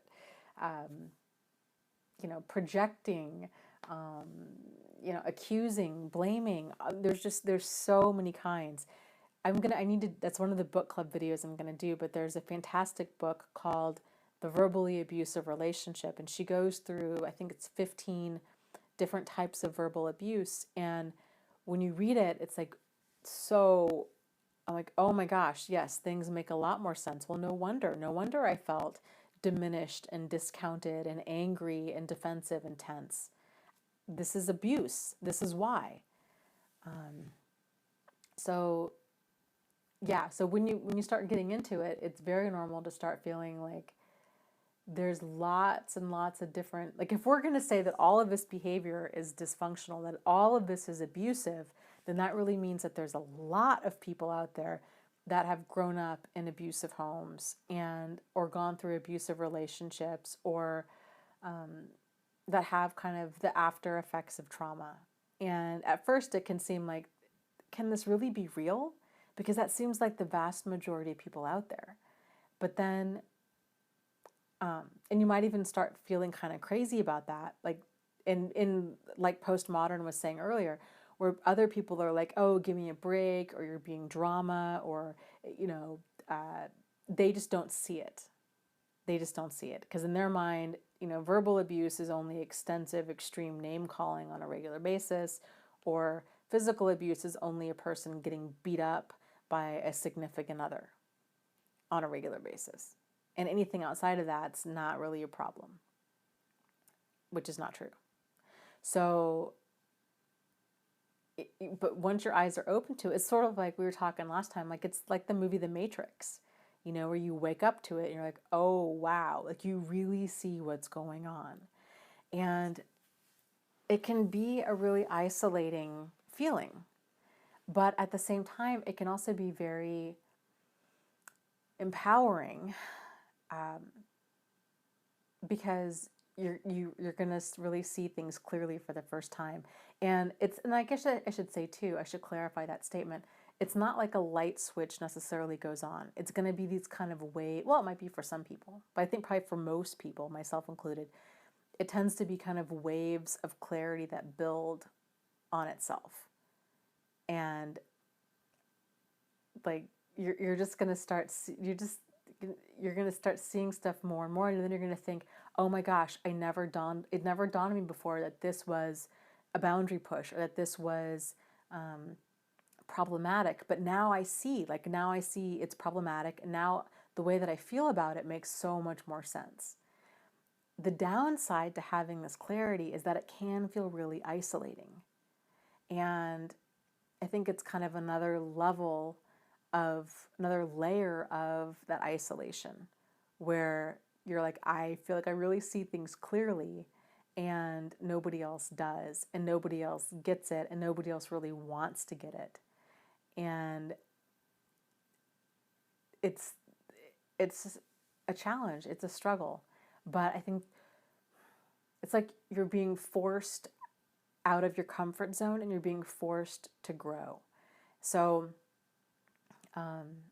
once you start finding people that are, that are just your people, that are at the same level of functionality that you are, that are, and this is a process that's continually growing and changing. So the healthier you are, the healthier the people around you will be. So it just keeps going up and up and up. And at first you might be looking around and being like, oh my gosh, if I got rid of all of the really problematic people in my life, I'd have nobody left. And we talked about this like way early on. It's sort of like opening up your fridge and it's a bunch of rotten food in there. And it's the thought of, well, if I threw out all of this rotten food, I wouldn't have any food left. But the reality is you don't really have any food in there anyhow. Everything in there is rotten. So it's this false sense of security. It's this false sense of abundance. And then, of course, we wonder why we're not being nourished, because we've been eating rotten food the whole time. So it's the same thing if we're not around people that are nourishing, and then we're not going to feel nourished, and we're going to wonder what's wrong with us. But then it's, again, like it's hard to start making all new friends and to really radically change your environment, because it's scary, even if people are problematic or abusive, it's still familiar, and there's a certain degree of comfort and familiarity. But this is another reason, like, I so love meetup groups, is because It's a great way to kind of expand your horizons in a relatively, safe way. It's people that are out there looking to meet other like-minded people. And there's tons of different meetup groups out there. And they're all over the world. Most of them are free or very low cost. So, it can be a great way to kind of expand your horizon, realizing, okay, I kind of need to phase some of these people out in my life, or at least maybe reframe my understanding of our friendship, that I thought we were really had this amazing close friendship, but really this person has a lot of problematic behavior that I don't want in my life. If you're not comfortable just cutting everybody out of your life, which that can be a lot, that can be really intense, to start kind of finding healthier people, and then really honestly it'll just all take care of itself, because it's the whole water seeks its own level kind of thing. So the healthier, and I'm sure you guys have experienced this in your own life, like if you've ever quit smoking, for example, all of a sudden you start finding yourself hanging around with people that really tend to not smoke. Well, then people that do smoke are probably not going to, you're just going to find that you start having different things in common with different people, and you're going to be spending less time with some people and more time with others. And kind of the healthier the habits you have, and I'm not knocking on smokers. I was just thinking that because I used to smoke, and that was kind of how everything began changing when I kind of the people I started hanging out with became very different when I quit smoking. So just moving towards, I think, your highest and best you, and finding other people that also have that growth mindset, that are also on this journey of understanding and personal development. And you will end up connecting and making new friends and new people. So let's see, let me scroll up.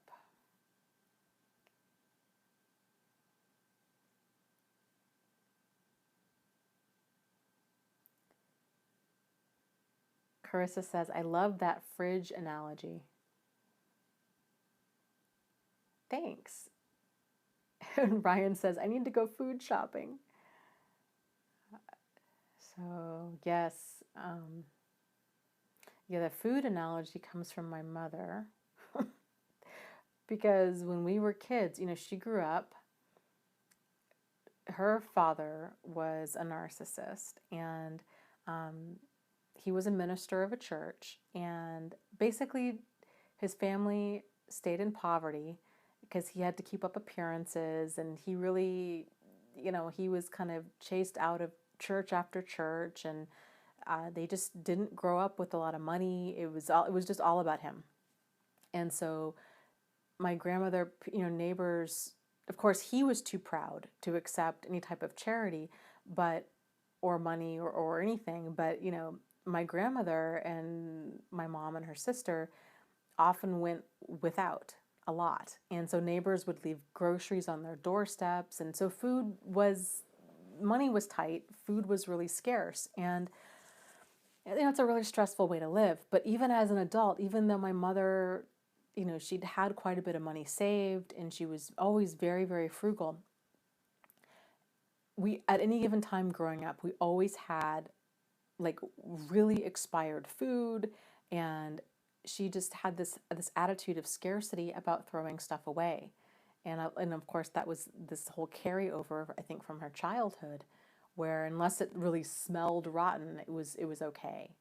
And this is probably a good example of, like, I think, unintentional messages that tend to get passed down. So one of the messages that I got from that I don't think she ever intended, was I felt like I just didn't matter, and I didn't feel important, I guess, because I had a lot of friends whose parents were all about, like, cooking these really great meals, and they would buy their favorite foods at the store, and they really showed a lot of their love through food, and that didn't happen so much in my house, at least with my mom. It was just, there wasn't money for a lot of extra stuff, and I, and again, like, I don't think it was intentional. I don't think she was trying to be cruel or mean. It was just that attitude of scarcity. And then it was my perception of that, kind of seeing these problematic behaviors through the eyes of a child. So now I understand all of that very differently.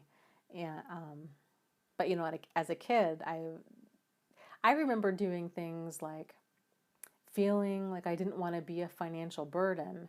So thinking like, oh, I should go spend the night at a friend's house, because then like my parents wouldn't have to feed me. And my parents, they made decent money. Like we weren't hard up for food, but that was, again, like that was just kind of the unintended message that I got as a child. It's interesting. Like, it's interesting to kind of go back and examine. And I'm sure my parents would be shocked to hear that I perceived things in that way. But it's interesting to kind of go back and examine all of these different messages that we got as a child, or that we perceived as a child, and thinking about kind of how that shaped us as an adult. So here, let's take that a step further. So then as an adult, for a really long time, I struggled with those same weird hang-ups about food, and bought cheap everything for a really long time, like really cheap bread and food that I didn't like, food that I didn't enjoy. And I remember it was after Jack and I broke up, thinking to myself, I just remember being like really upset and being like, you know what, I'm done. Like, I'm done. Like, I'm done doing this, and I deserve better. I deserve better. And going out and spending money, $2 more for like a good loaf of bread, and or a few dollars more on like some good coffee. It didn't have to be like this whole extravagant thing, but just making myself a priority and realizing these are some things that I really, really enjoy. And I got these weird messages about food early on, but I'm done. Like, I don't want to have these weird messages with food anymore. And I'm sure, frankly, I've probably got a ton more issues that have to do with spending money and with food and with all of that. But again, like, it's just interesting to see how everything kind of connects and comes together.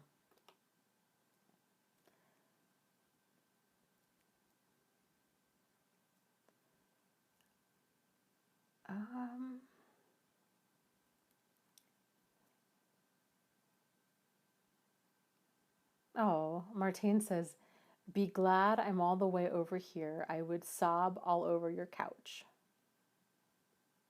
Oh, I'm sorry to hear that. I'm sorry you're having such a hard time, but I'm so glad that it's, frankly, okay, I'm really glad to see you again, and to see that you've come back, and that you're participating in the group, and that you're here on the live streams and all of that. So for whatever that's worth, it is good to see you again. And I'm sorry that you're going through so much, but you have a place here, and you are cared for, and and all of you, it's the same. Like, it's a really great community that I think we have here, and it really makes my heart smile to see people reaching out and supporting each other. So, yay. Yay for that.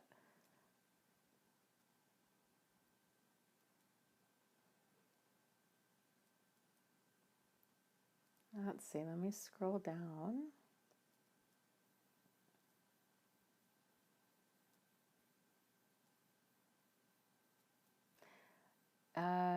Doug is talking about, he had something on his fridge. It was an acronym for the word think that was supposed to help him. So when he sees it, he'd slow down. And so he's saying the T is for true, the H is for helpful, the I is for inspiring, the N is for needed, the K is, I think it's kind, is for kind. I agree. I think in Buddhism, is it the Eightfold Path? There's quite a few kind of very similar things to that in Buddhism. I think it's the Eightfold Path. Like before you're speaking, is it necessary? Is it kind? All of those things, which I really like that. There's a gal, speaking of, even if you're not Buddhist, if you're just interested in kind of some of these different philosophies on life and what have you, which I think it's always interesting. But there's a gal on YouTube, and what is her channel called? It is called, her name is Mindy. Let me look it up really quick because it's really worth checking out. She's a Buddhist nun, but you would never guess it by looking at her. I think it's called, I'm looking it up right now. I think it's called something the Enlightened. Oh, I don't know. Let me look it up real quick.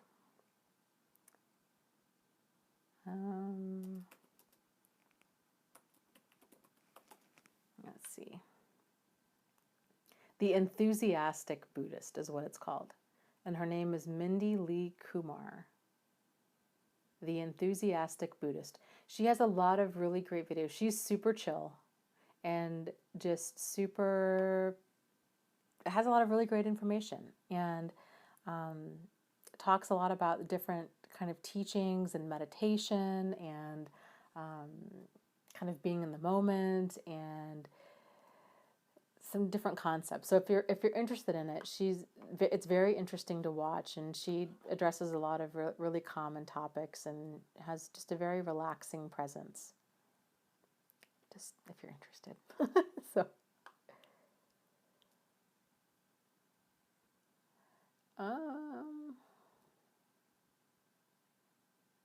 Marie says, yes, I have a lot of issues with spiritual teachers because I know a lot of them personally, and a lot of them are sociopaths.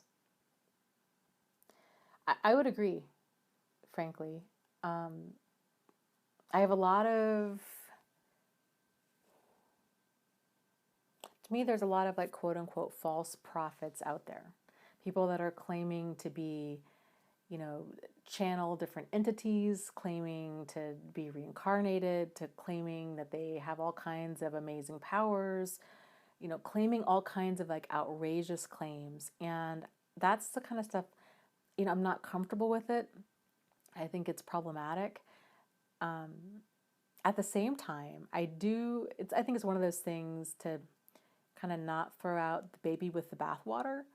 So, I guess hold on to what helps and then let the rest go.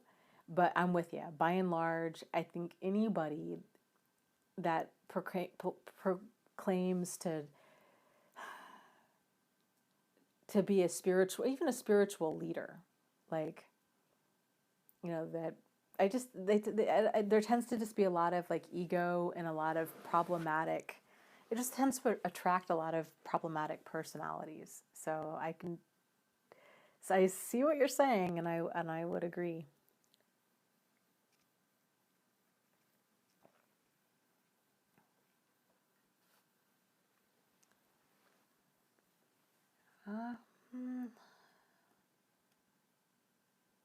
So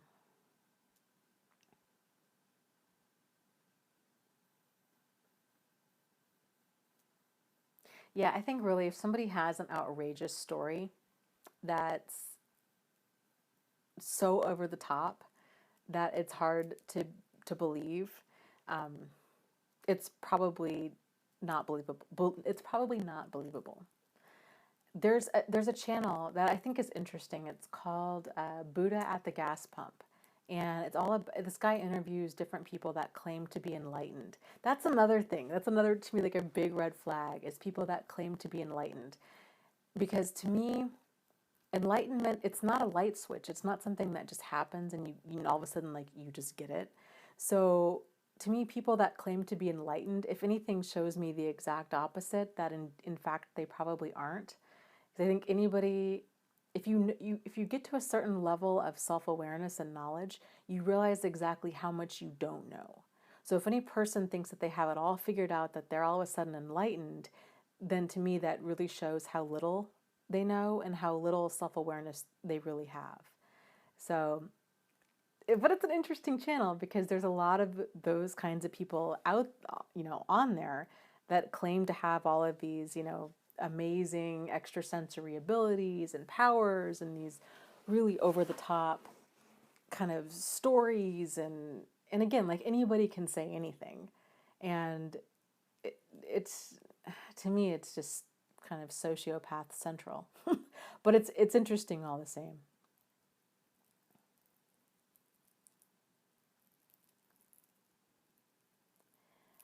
uh Lori says, would that make them a narcissist? Well, there's a saying that all sociopaths are narcissists, but not necessarily, not all narcissists are sociopaths. So if somebody is exploiting other people for some sort of gain, then that's more into like that sociopathic territory. And I think that's you do get a lot of people that are claiming to be spiritual, or that can talk to the dead, or that can kind of do all of these over the top type things. And um, the core of that, it's the grandiosity, it's the superiority, it's the kind of level of entitlement that they should be able to just make these outrageous claims. So the core of that personality is narcissistic. Now, whether or not they actually, abusive, or like, psychologically or emotionally or verbally or physically abusive, do they gaslight? Do they do all these kinds of things? Like, that remains to kind of be seen. My guess is probably they probably do some of that to some extent, especially more of like the psychological abuse. But I think some of them they're just delusional. I mean, it's that grandiosity, and it's like a cult leader, that any type of cult leader that has any type of crazy belief where they think that they're in direct communication with aliens, and that they know the date and time that the world's going to end, and that they,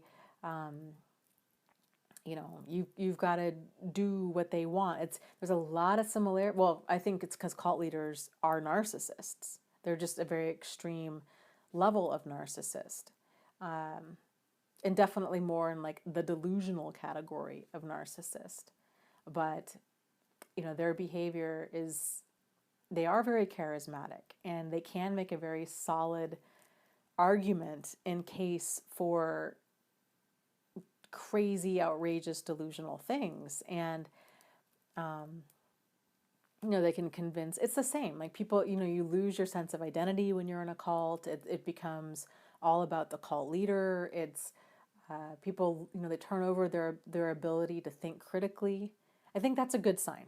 Like, to think about that. If you're in a situation where that ever calls for you to turn over your ability to think critically, like if you just have to go along with what somebody else is thinking or wants you to think, then that's a big problem. Because that's kind of like at the core of a lot of cultish behavior is, don't think for yourself, go along with what we're saying, and we have all the answers. And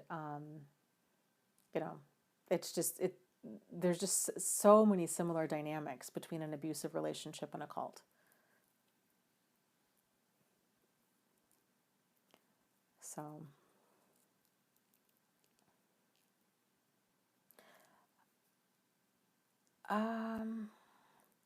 let's see.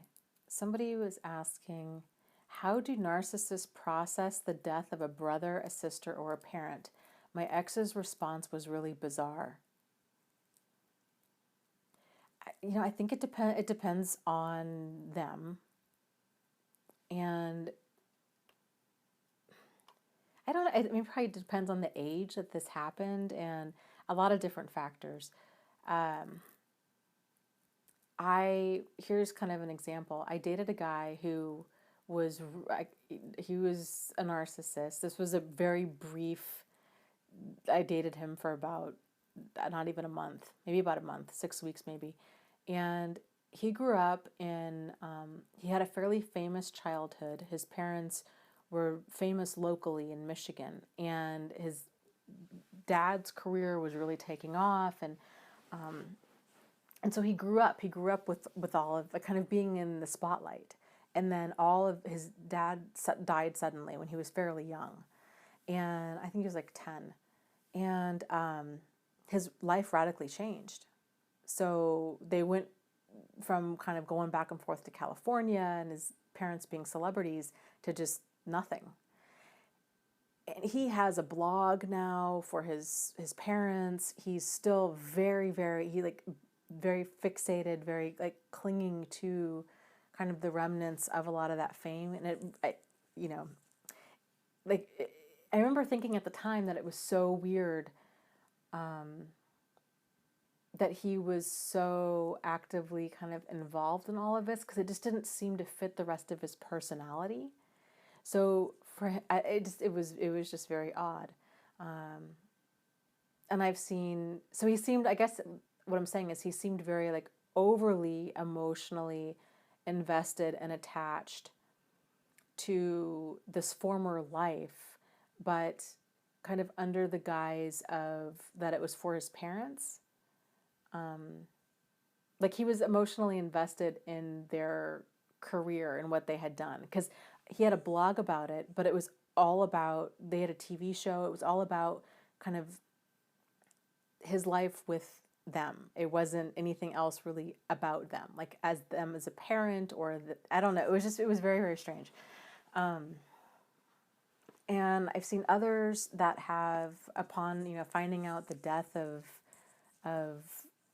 somebody, like a family member, that they've cried excessively to a point where it's like, this is like, you didn't even like this person. This person was like a stepchild that you didn't raise, that you knew as an adult, that you never formed a bond with.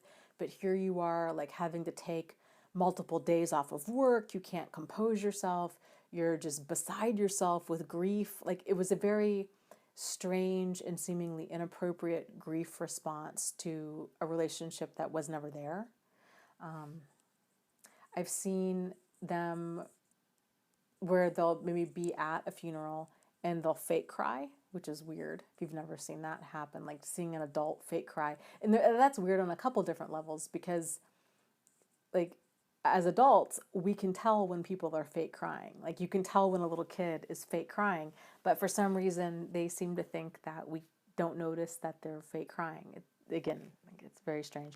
I've seen, it's more like they tend to put on the show that they think that they should be putting on. But because it's not authentic, it's kind of this skewed, bizarre reaction to the situation. I don't know. That's what I've seen. My guess would be, they probably, or they show a creepy lack of emotion, which can be just as unsettling, because it's like, wow, that's kind of weird that you're having that, like you're just not even upset at all, or you have kind of this dark, weird fascination with their death, like they're not a person, or that you weren't attached to them. So it can kind of go both ways. It's just very strange.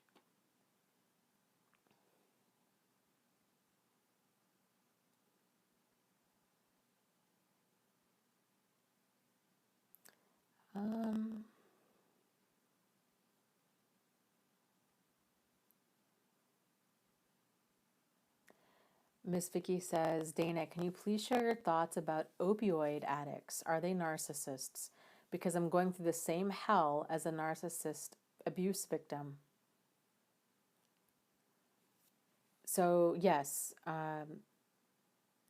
all addicts are, I think, addiction makes a person narcissistic. Addiction makes a person completely self-centered, self-absorbed. It's all about them. It's all about, they will lie, they will cheat, they will steal, they will do things that, is way outside of what's normal or appropriate behavior.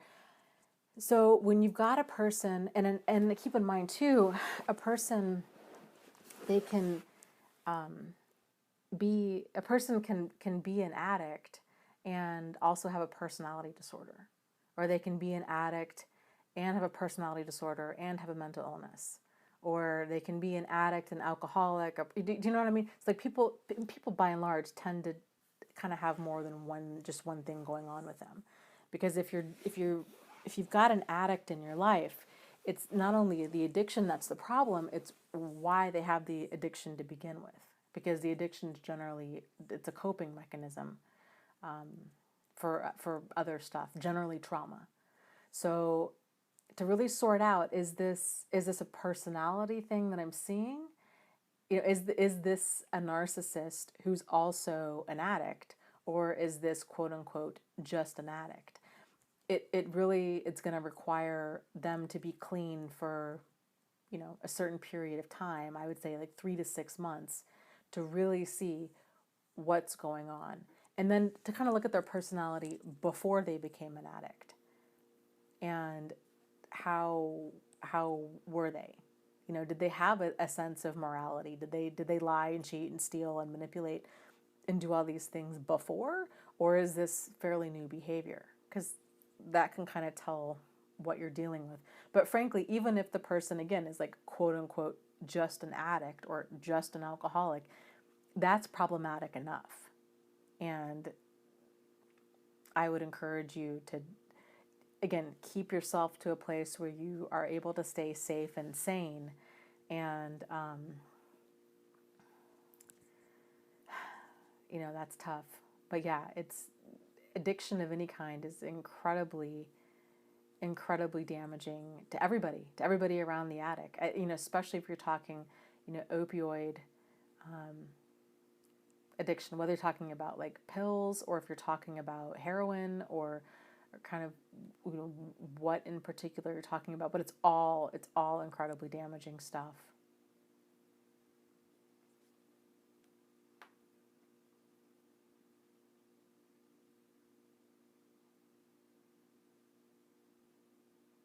I think it's hard. It's one of those things that with addicts, to balance wanting to love and give them support, but then also allowing them to hit rock bottom, because it's really important for them to not be enabled, because until they have to experience enough pain in order to get that motivation to actually want to change, which can be really scary, because if you're dealing with somebody with a severe addiction, and if you've ever, it sounds like you're experiencing that. If you've ever seen that, then it's hard to let a loved one suffer and to just stand by. But oftentimes that's what we need to do, is to give tough love and be like, this, it's because I love you.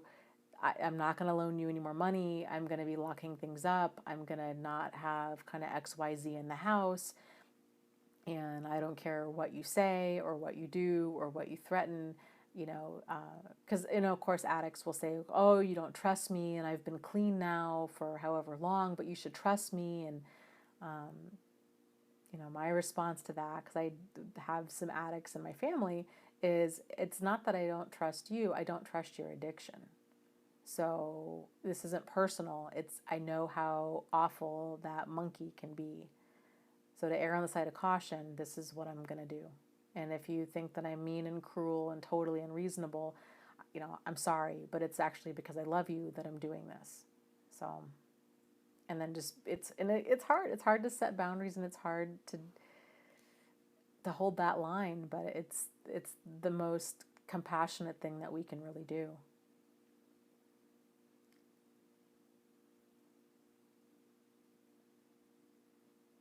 Yes, people are saying it's opioids can be so dicey. People can overdose so easily and so quickly, and that is so very true. And just supporting them. It's like we can't fix them. Like all you can never do is lead a horse to water, and encourage them, to get help. But it's it's so hard. It's so hard to watch a loved one kind of fade away through addiction or alcoholism or what have you. So, Camping Fool says, I'm amazed at how they are saying that opioid addiction has gone way up. Yeah, there's different, well, you've got opioids, you've got in different types of like prescription pills, just all the different kinds of stuff out there, especially when you've got a lot of controlled like prescription pills. I think people have this false sense of security, especially with prescription pills that are uppers or downers, thinking, well, they can't be that bad because they're prescription pills, So like if they're benzos or like, if you're talking like Ativan, Klonopin, what are some others? Vicodin, Norco, stuff like that. People are like, oh, well, it's not that bad because my doctor prescribed it. So, it's not a big deal if I take a few extra or what have you. But then that kind of stuff, it can very quickly become a very big deal. So, let's see, Postmodern was saying about my book club notes. How do I take such extensive book club notes? I don't know. I guess I really like learning, and I like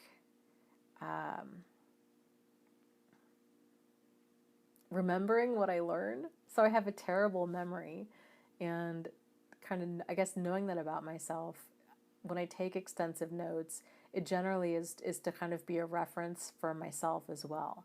And I've found lately, like what also really helps is because when I take my notes, so like early on in the book club, I would just take my notes, and I would the first 4 or 5 books, I just posted my notes. But then I found that was kind of disjointed because it was just my notes, right? Not a lot of context. And then I began going back through and then taking my notes and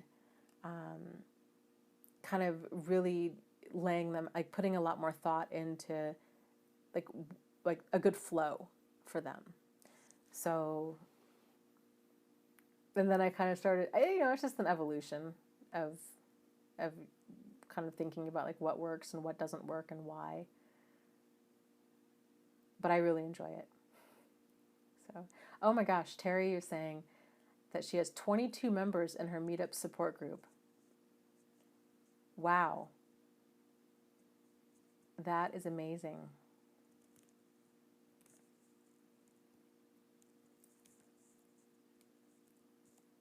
So, it's one of those things that's kind of like mixed emotions, right? So part of me is like, that's awesome. Like you're being able to reach that many people.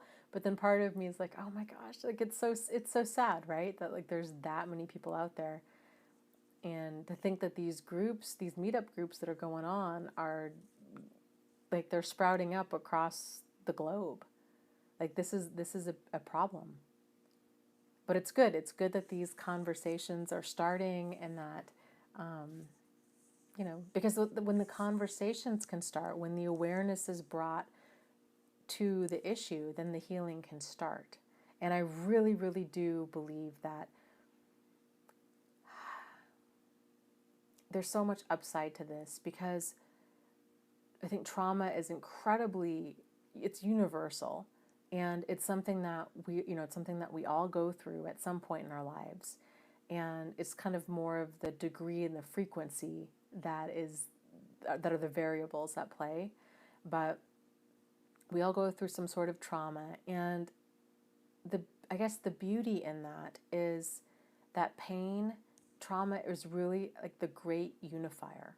Like it does not matter if a person is black or white or gay or straight or tall or short or Jewish or Catholic or what have you, is that pain, it just kind of cuts through all of those biases that we might have, or those differences, and it just it just connects people that unlike anything else out there. Because pain is it's such a deep raw emotion. So it's cool that these conversations are starting. I think it's just going to be kind of the next wave of awareness with all of this. Kind of, maybe even, I've kind of said this before. I think Melanie Tanya Evans is on the same page as this, but thinking kind of that the next stage of human evolution, it has to do with emotional intelligence, with emotional awareness.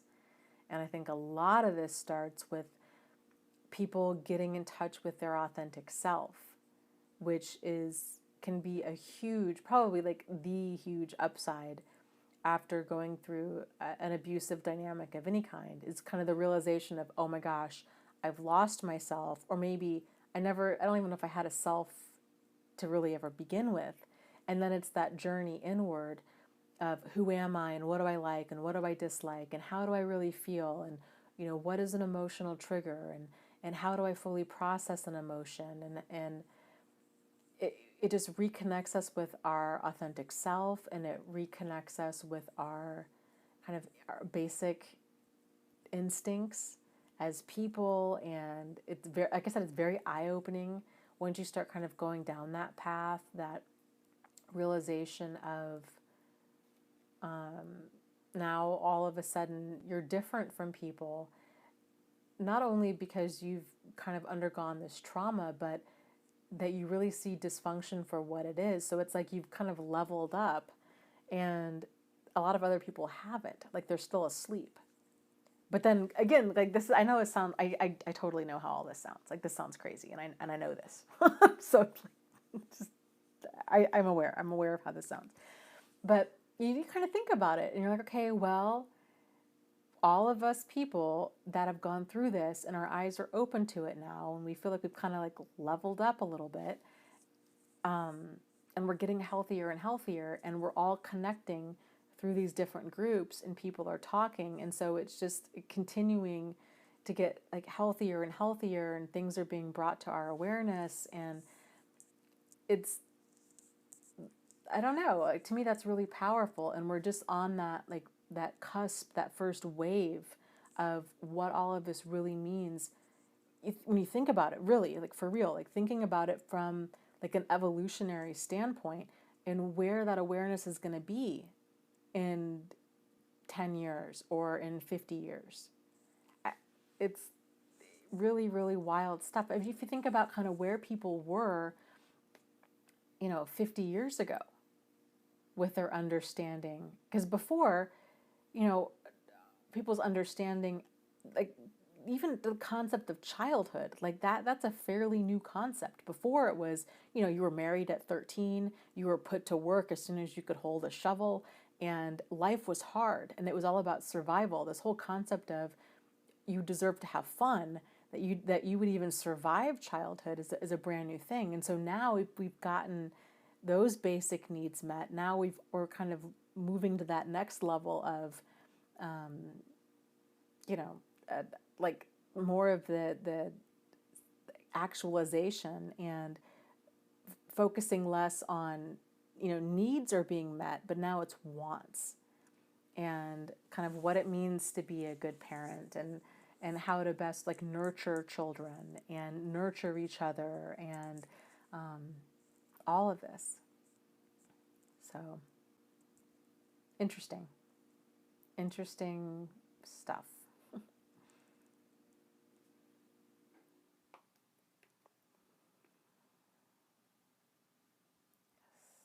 So let me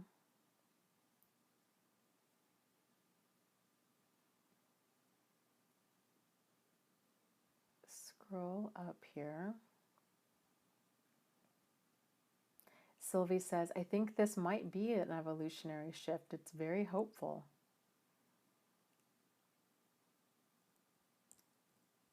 Lori says, I will never let this happen again. I see the signs now, too, which I never understood as bad signs or red flags.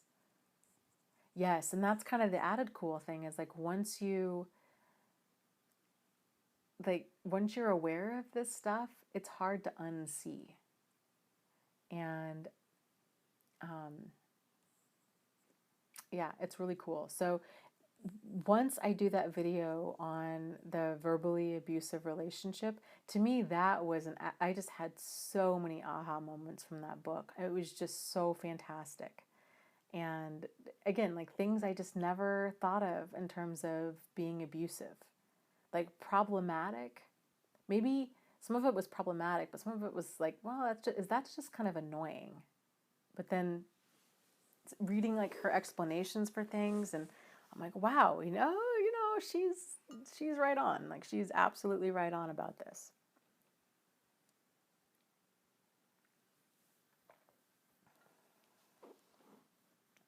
So I would, Kai Cool says, are there any free courses out there? About all of this, I am not aware of. I am working on quite a bit of material.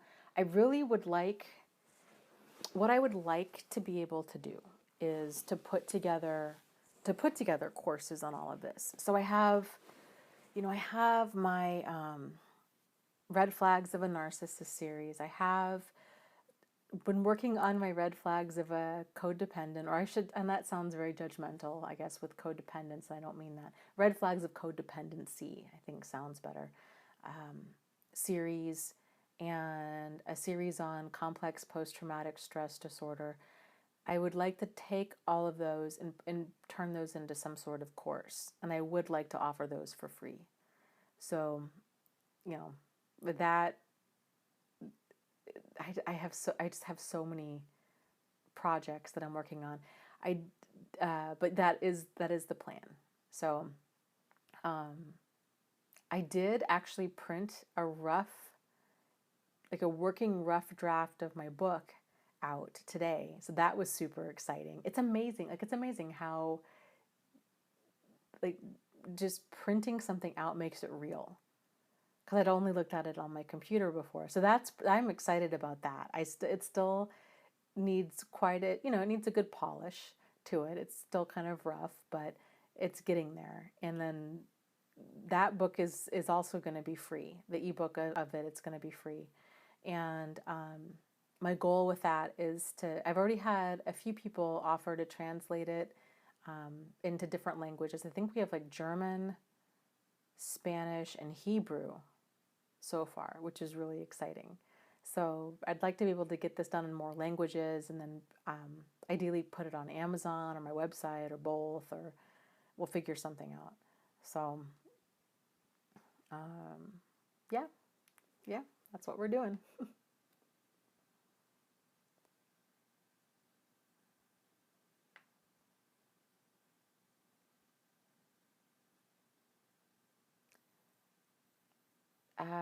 Martine says, Dana, would you appreciate if I tried making the memes Richard Grannon talked about?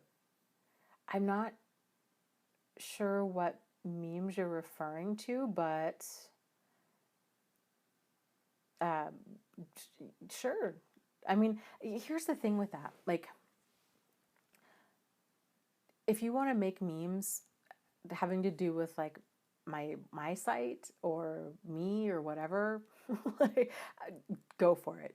That's totally fine. I guess whatever you guys feel. And you can put my name on it, or you cannot put my name on it. You can put my website on it. You cannot put my website on it. Frankly, that kind of stuff doesn't matter that much to me. It's more about getting the message out. So however you want to phrase it, wherever you want to post it, or whatever you want to do with it, go for it. So. Oh, right. Martin says, Richard said that you had such great slogans and wanted someone to make them into memes. I remember now. Gotcha. Sure, if you want to make those into memes, that would be awesome. And however you want to put those out there, if you want to send them to me through the group, or if you want to, however you want to do it, is totally fine with me. But you know where to find me. So we can coordinate if you would like.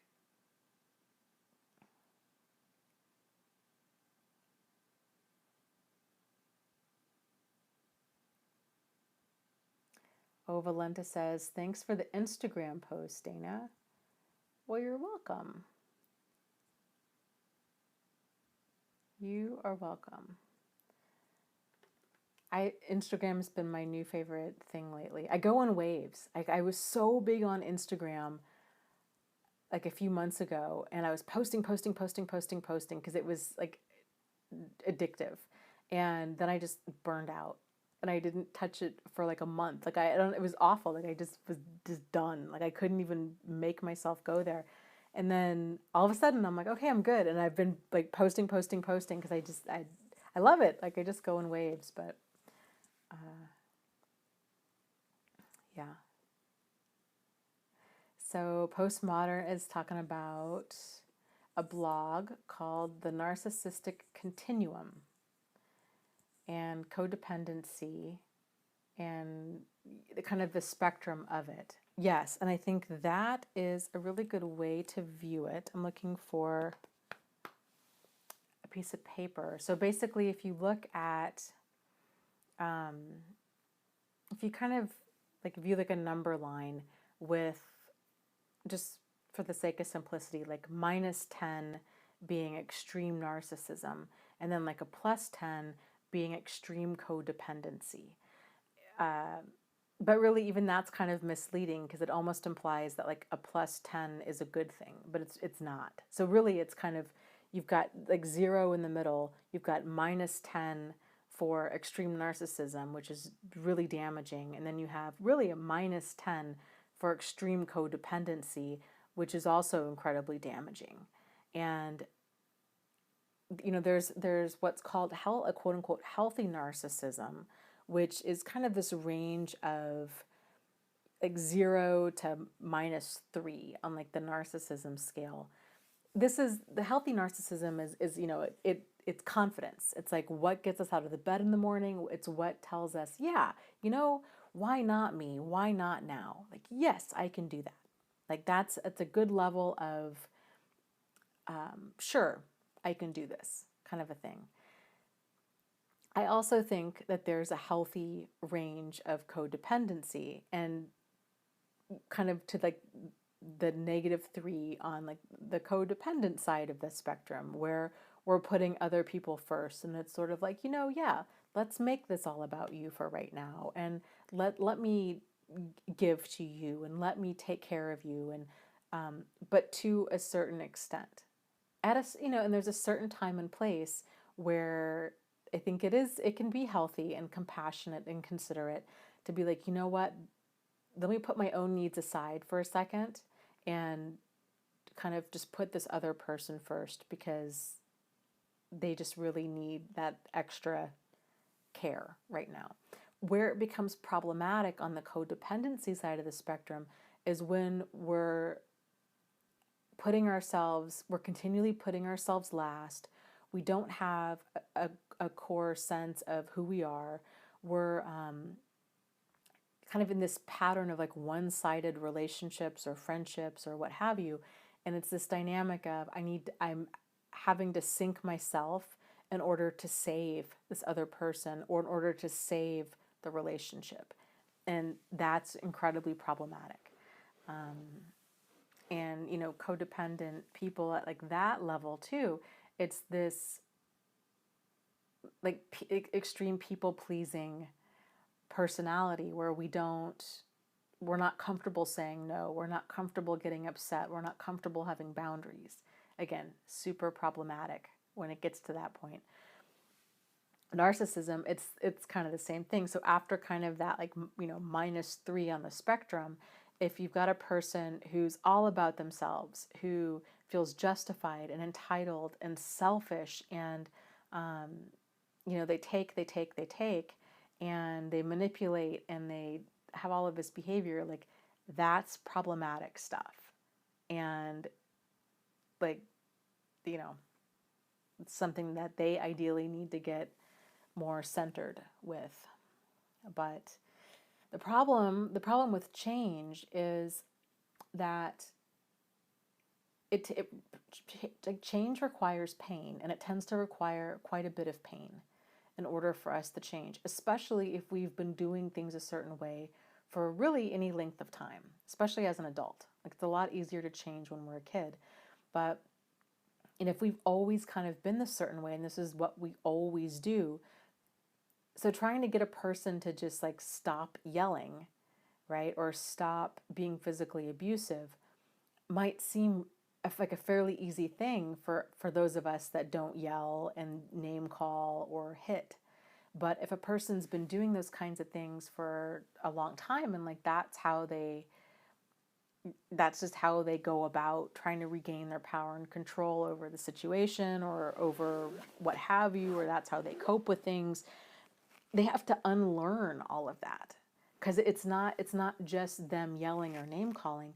It's how they cope. It's a defense mechanism. Like, it's pretty ingrained in their personality. So it's not as easy as just flipping a switch as we often kind of think that it might be. So, but very interesting stuff.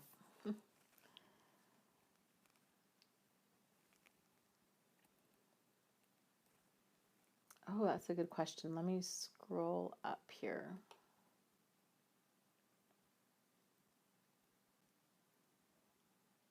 Okay, Jenny said, Terry says, Dana, look at Jenny's question above. Dana, breathe. Okay, I'm breathing. Okay, Jenny said, Dana, please indicate how one can start having their own feelings after being numb. How can you decipher your own feelings and opinions from others' feelings and expectations? I think a lot of it's like kind of waves of awareness, and it takes practice. So there was actually a post earlier in the Facebook group, and it was about a gal who had this experience. She took her children to the doctor, and it was just not good, and the doctor was kind of a jerk, and the nurses were jerks, and it just didn't go well. And I guess, because that was not me in the situation, so I'm viewing her situation from this outside perspective. It was how I perceived that is I was really impressed with her level of awareness of what problematic behavior was, because she was able to very clearly and articulately state, like, this is what the problem was. Like, this nurse said XYZ, the doctor did XYZ, this was not okay with me. And so she was able to really sort out what specifically was problematic about the situation. So to me, that was like, wow, that's a huge level of emotional intelligence and awareness as to the problem. And I think a lot of people, it can take quite a bit of time to actually get to that place. So how it starts off with developing like that emotional awareness is, I guess, trying to pay attention to how you feel at any given time. So for example, in her situation, I think probably what's fairly common is people will experience something unpleasant like that, right? They'll have this really negative experience at a doctor's office. They might feel angry, frustrated, irritated, defensive, but they might not be able to exactly pinpoint why. And or they might feel like they might justify this person's behavior. Oh, well, he was really being a jerk because he was a doctor. And I guess, a lot of doctors are jerks. And so I guess I'm just going to keep going to this doctor. And they're going to justify it. That tends to be kind of the more of like the superficial awareness that a lot of people have. And those like more of like the superficial way that we tend to deal with things when we're first kind of coming into our own as far as emotional awareness goes, where especially for those of us that have a high tolerance for bad behavior, or we've spent a lot of our time justifying and rationalizing and minimizing bad behavior. So I think that's kind of like level one, is learning to pay attention to the different signs that you feel when something's off. So how does it feel, if you're having physical pain? You know, are you having, like, what, you know, how are you feeling physically? Are your shoulders tense? Are you having headaches? Are you having stomach aches? Are you having issues with feeling anxious or feeling depressed or not sleeping or sleeping too much or eating or not eating enough or you know, all of these signs, these physical signs are messages trying to get our attention. It's our body's way of saying there's something out of balance here. And when you can get that into balance, then these symptoms tend to resolve themselves. So it's just, there's just kind of all of these different levels of awareness. And you might find that you're going to continue kind of going round and around and around. And each time you're going to gain more and more like levels of awareness. So for example, here's something in my own life. So when I started this website and this YouTube channel and Facebook group and all of it, I didn't have any expectations for this. Like I didn't go into this thinking I'm really going to grow like a big YouTube channel or a big blog or any of that. And I went into this like, I got into this one support group and it was, oh my gosh, like everything made sense. These pieces began clicking and it was this like sense of urgency within me of I've got to tell other people about this. And I just began, you know, putting out all these videos and like all these blog posts and everything, and just kind of this like frantic effort to, I think, warn other people. And so everything that I did grew very quickly, very fast. And I was not prepared for that at all. Like in any way, shape, or form. Like I was not prepared emotionally or physically or financially or any of it. But I also knew that this is what I wanted to do with my life. And so very quickly, I began finding, oh my gosh, I am so exhausted. Or I found myself avoiding.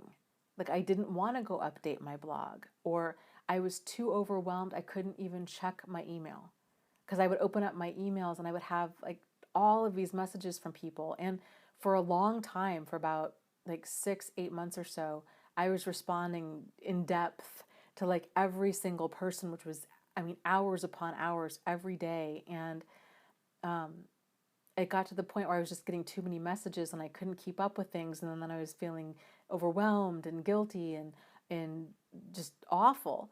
And,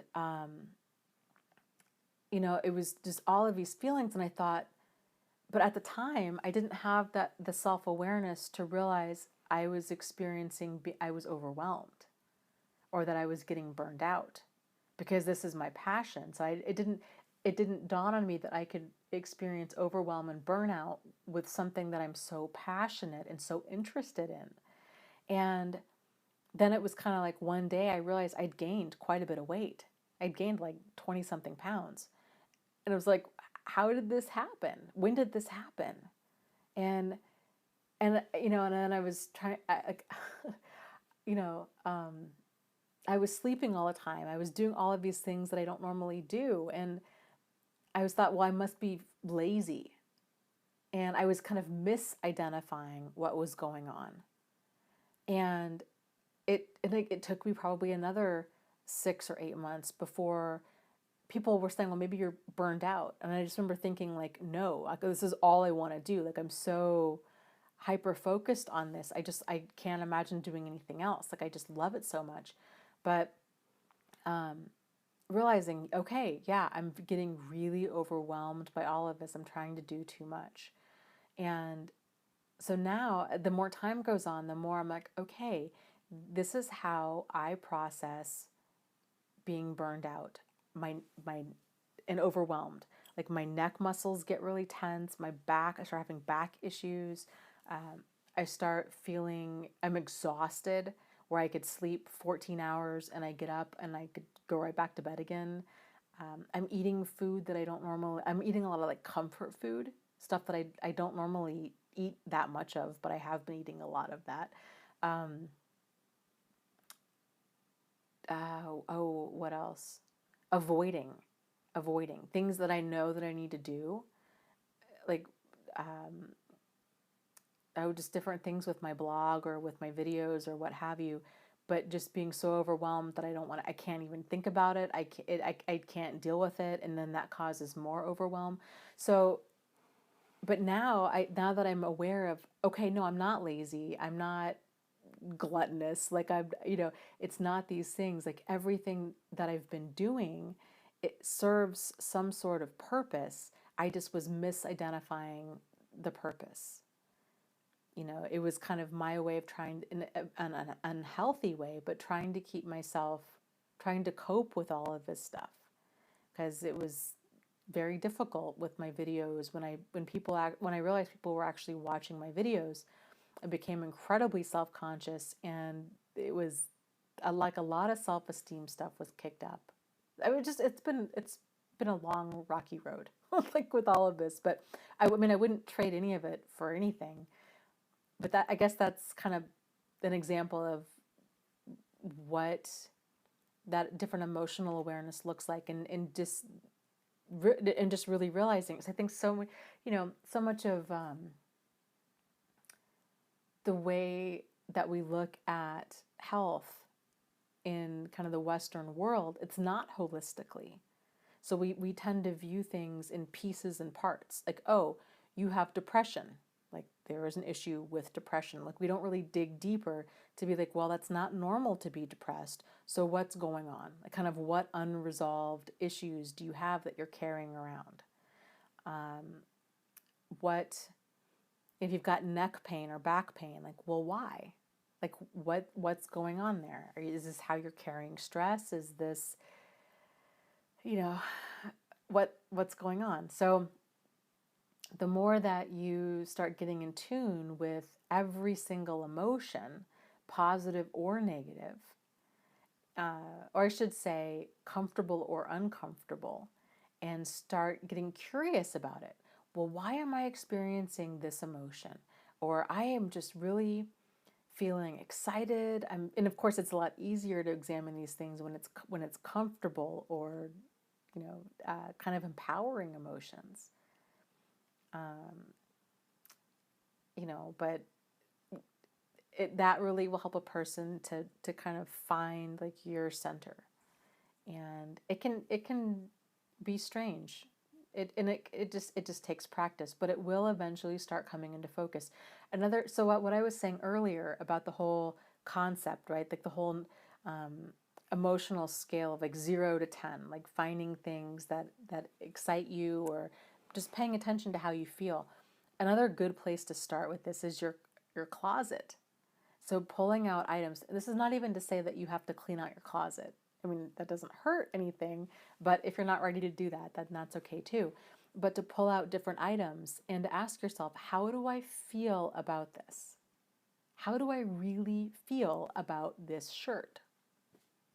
Where is it on this scale, and why?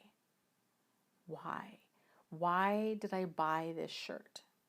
Because I think for a lot of us, if we don't have a solid sense of self, then we start developing this life that also doesn't have a solid sense of self. So we have, I don't know about you, but I have a whole, well, not so much anymore, but I had a whole closet full of clothes where I would continually be like, what kind of life do I think that I live? Like, I have all of these clothes that are so not me, but it was all of these clothes that I felt like this is the person I should be. And that was very interesting. So really getting clear on how certain things feel and why, and trying to kind of release judgment from that. Because I think that's something else that a lot of us struggle with, is feeling guilty for asserting our opinion or our voice about certain things.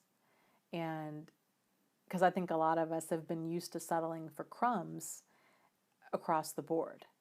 So to even have an opinion about, oh, I really don't like that shirt, there can be a lot of guilt and shame associated with even asserting ourselves to that level. But again, like it does come with time, and the more you move forward in that, and the more that you start to trust your judgment and paying attention to your feelings, the easier you're going to find it is to sort out how you feel versus how somebody else feels, or what your opinions are versus what their opinions are. I hope that helps. Oh, let's see.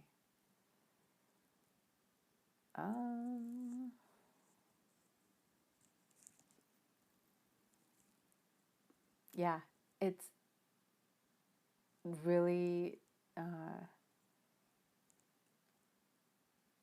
so interesting.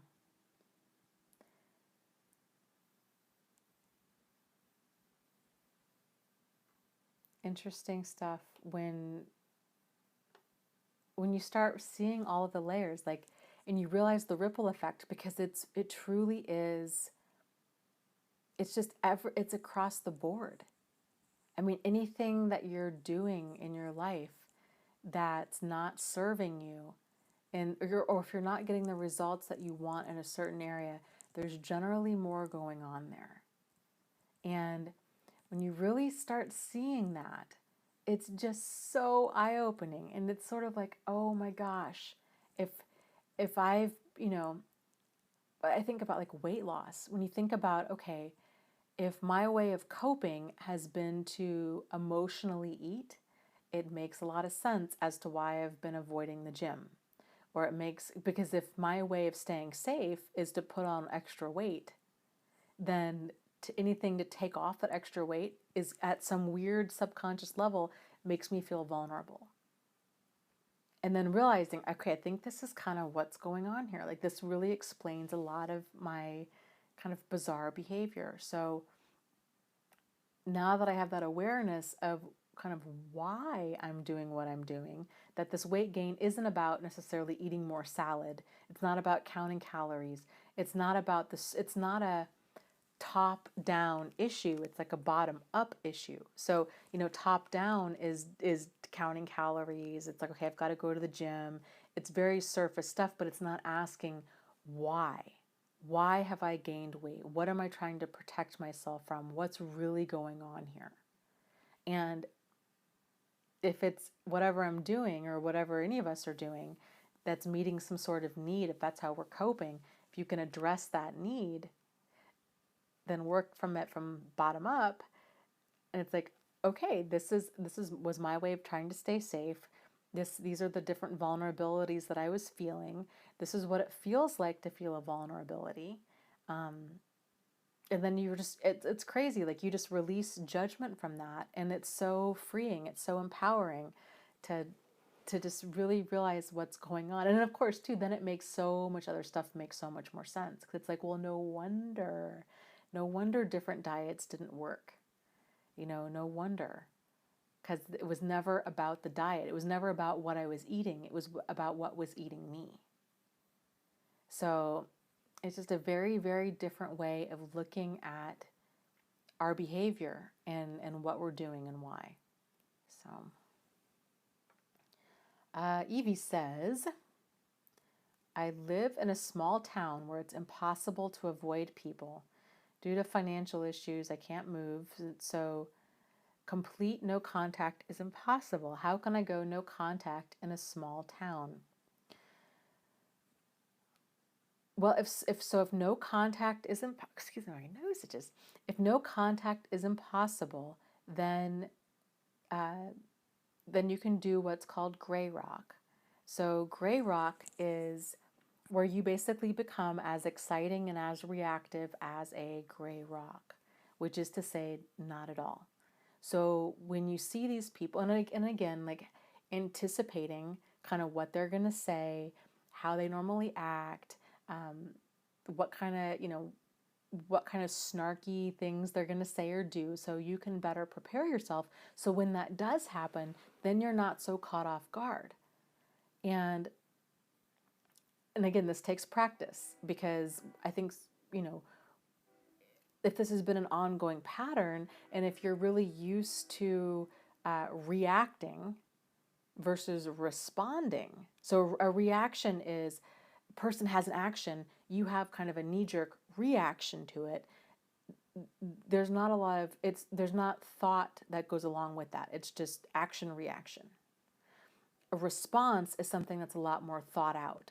And that's the power of anticipation. So if you know, okay, well, this person's going to try to provoke me in a certain way, or this is, they always, I don't know, they always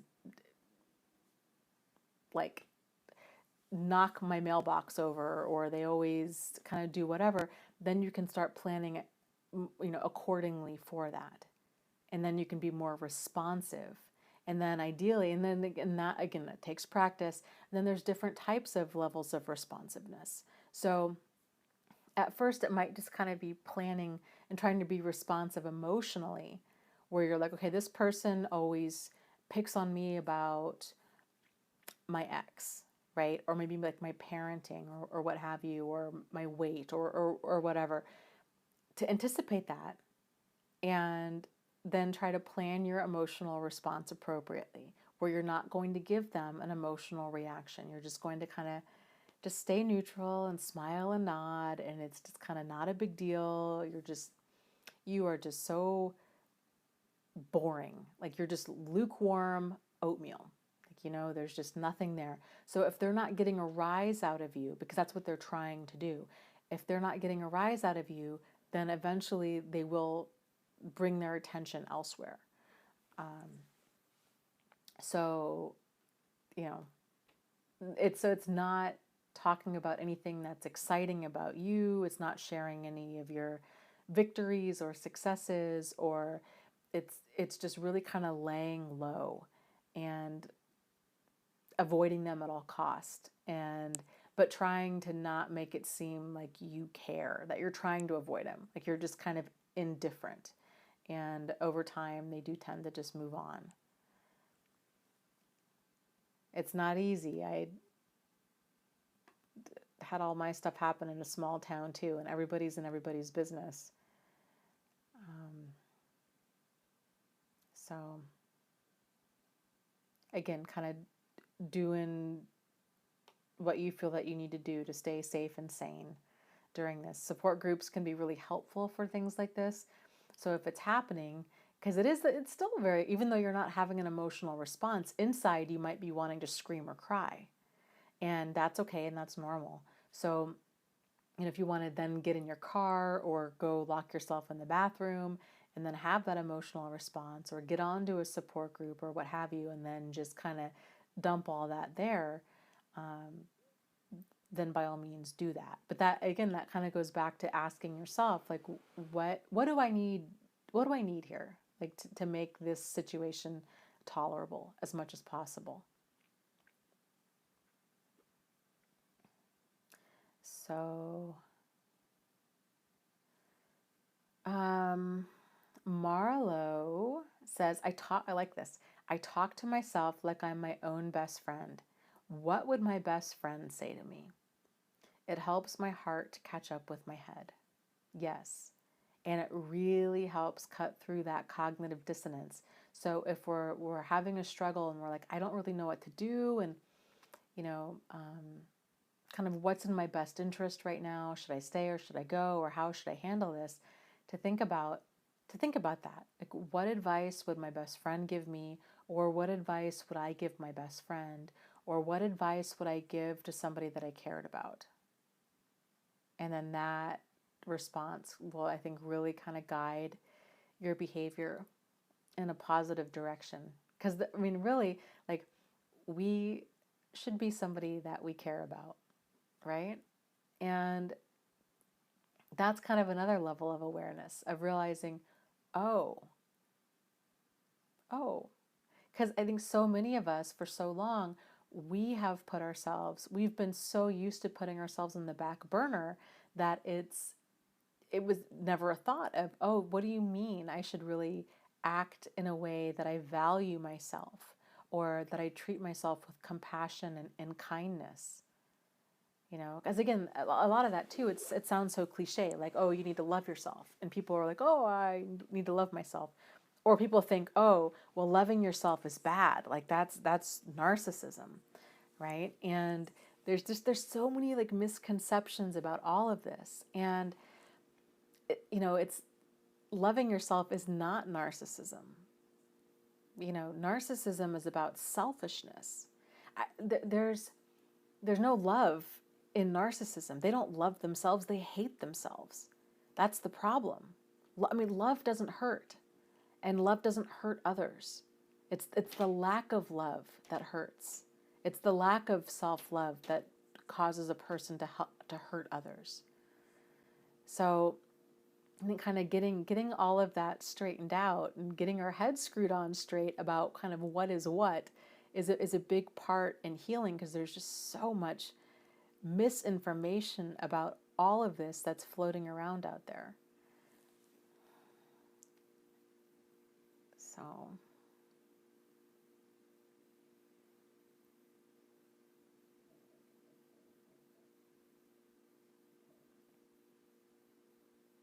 another thing too that can be, if you have to be in kind of a triggering situation, is to try to use it for, if you can't, if you just absolutely cannot get out of there, right? And you're finding yourself getting more and more annoyed. And this kind of goes back to the whole idea of trying to replace a lot of these feelings with curiosity and examining how you feel. Because there's a saying out there, and there's a lot of truth to it, that we are rarely upset for the reasons that we think. And it's so, so true. And kind of the benefit or the gift in these difficult situations or these triggering situations is that they can really be learning lessons. They can really bring a lot of our unresolved stuff to the surface. And I guess that too is like a different level of emotional awareness, with kind of getting in tune with who we are and our thoughts and our feelings and our actions. So that's this concept of emotional flashbacks. It's discussed in fairly good length in that book, Complex PTSD: From Surviving to Thriving. And again, my book club notes on that are on my website under book club notes. thriveafterabuse.com. But the concept of an emotional flashback was absolutely life-changing for me. I just had never thought about my behavior that way before. It's so fascinating. And it really kind of goes back to the whole, how people treat others is a reflection of what's going on with them. It's not a reflection of us. And so especially when somebody is disproportionately upset about what's going on at the time, that what you can kind of tell, like, they've been triggered. And of course, we don't know what other people's triggers are. So a person, and obviously some triggers are more obvious than others, but somebody could be really triggered by,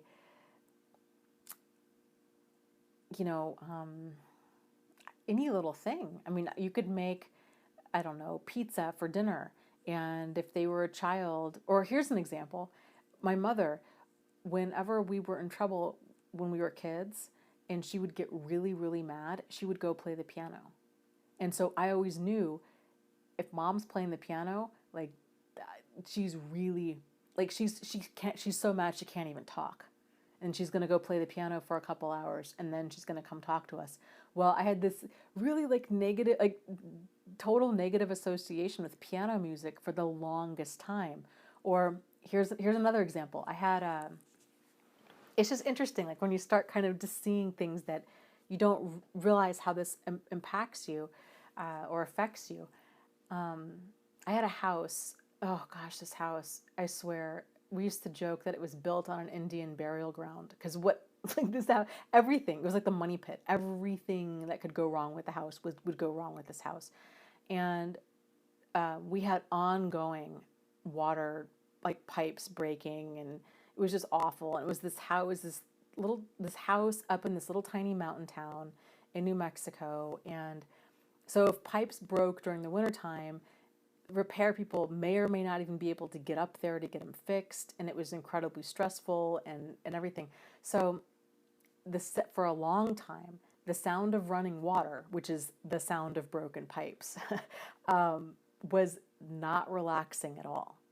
And in fact, it had the opposite effect on me. So whenever I would hear running water, I would instantly, like I would go to get a massage and they'd have like a little fountain or something, plugged in.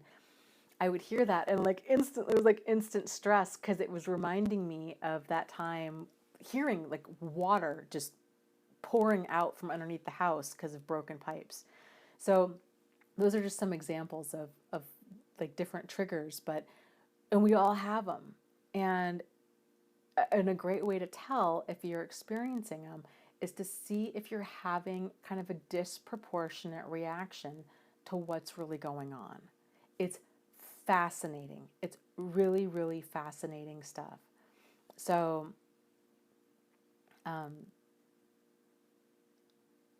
so paying attention to, in what ways do you feel really defensive? And you might not know. So like you might be like, wow, I just get really angry about, I might, kind of what have you. And you might not know. And so you might even be telling yourself, well, I just don't know. I just must have some sort of issues there. I just don't know.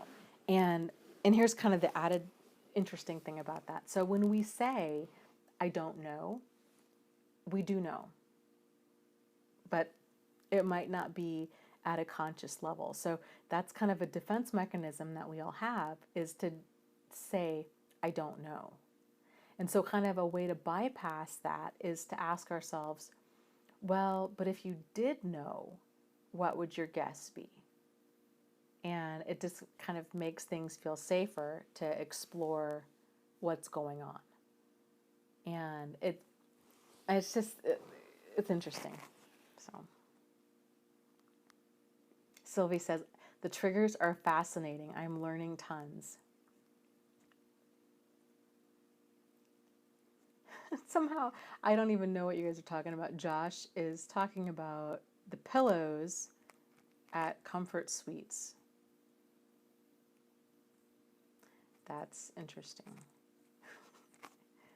And bunnies. People are talking about bunny rabbits.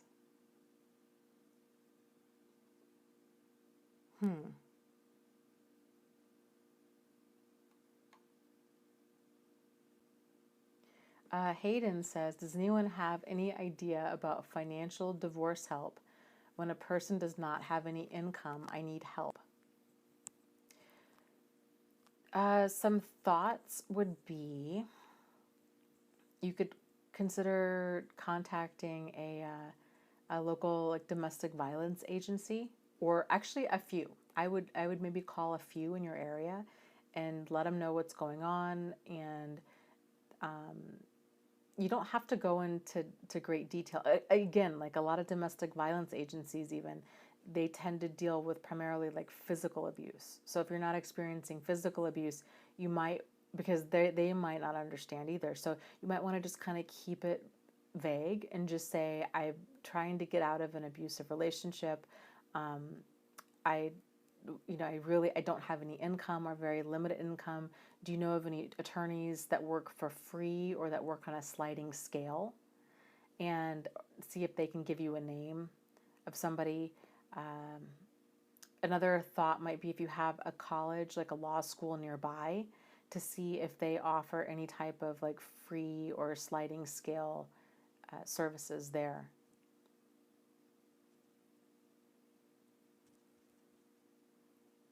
So, okay, she says, I have physical abuse going on as of tonight. So yes, I would say contact a domestic violence shelter and talk to them and see what kind of resources that they can help with. Oftentimes too, different types of like churches, synagogues, places, like spiritual places, have resources for people that are trying to get out of different types of abusive relationships. So, and a lot of times you don't even need to necessarily be a member there, but just putting it out there and say, this is what's going on? This is what I need help with. Do you have anybody here that's willing to work for free or a sliding scale, or can I trade service? Can I trade, some sort of services where, whatever that might mean, like babysitting for legal advice or what have you, and just kind of putting that out there and see if they can help.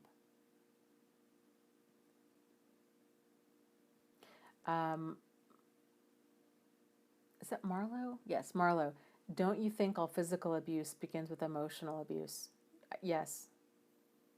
Yes. It's very, very, and I hate talking in absolutes because of course there's like always kind of those exceptions, but I would say by and large, like probably 99% of the time, it starts with emotional and verbal abuse.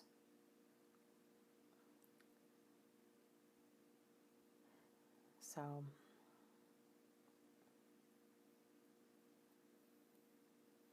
but again, the training that I got when I was working at a domestic violence shelter, it was no, granted, every shelter's different, and every shelter has different types of people that they serve, and so every place is a little bit different. I had a lot of training.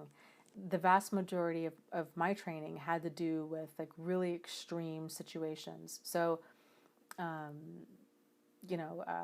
like human trafficking, stalking, uh, you know, intense violence, those kinds of things. It didn't, the emotional abuse that was covered tended to be like verbal abuse, and it tended to be very like overt verbal and emotional abuse.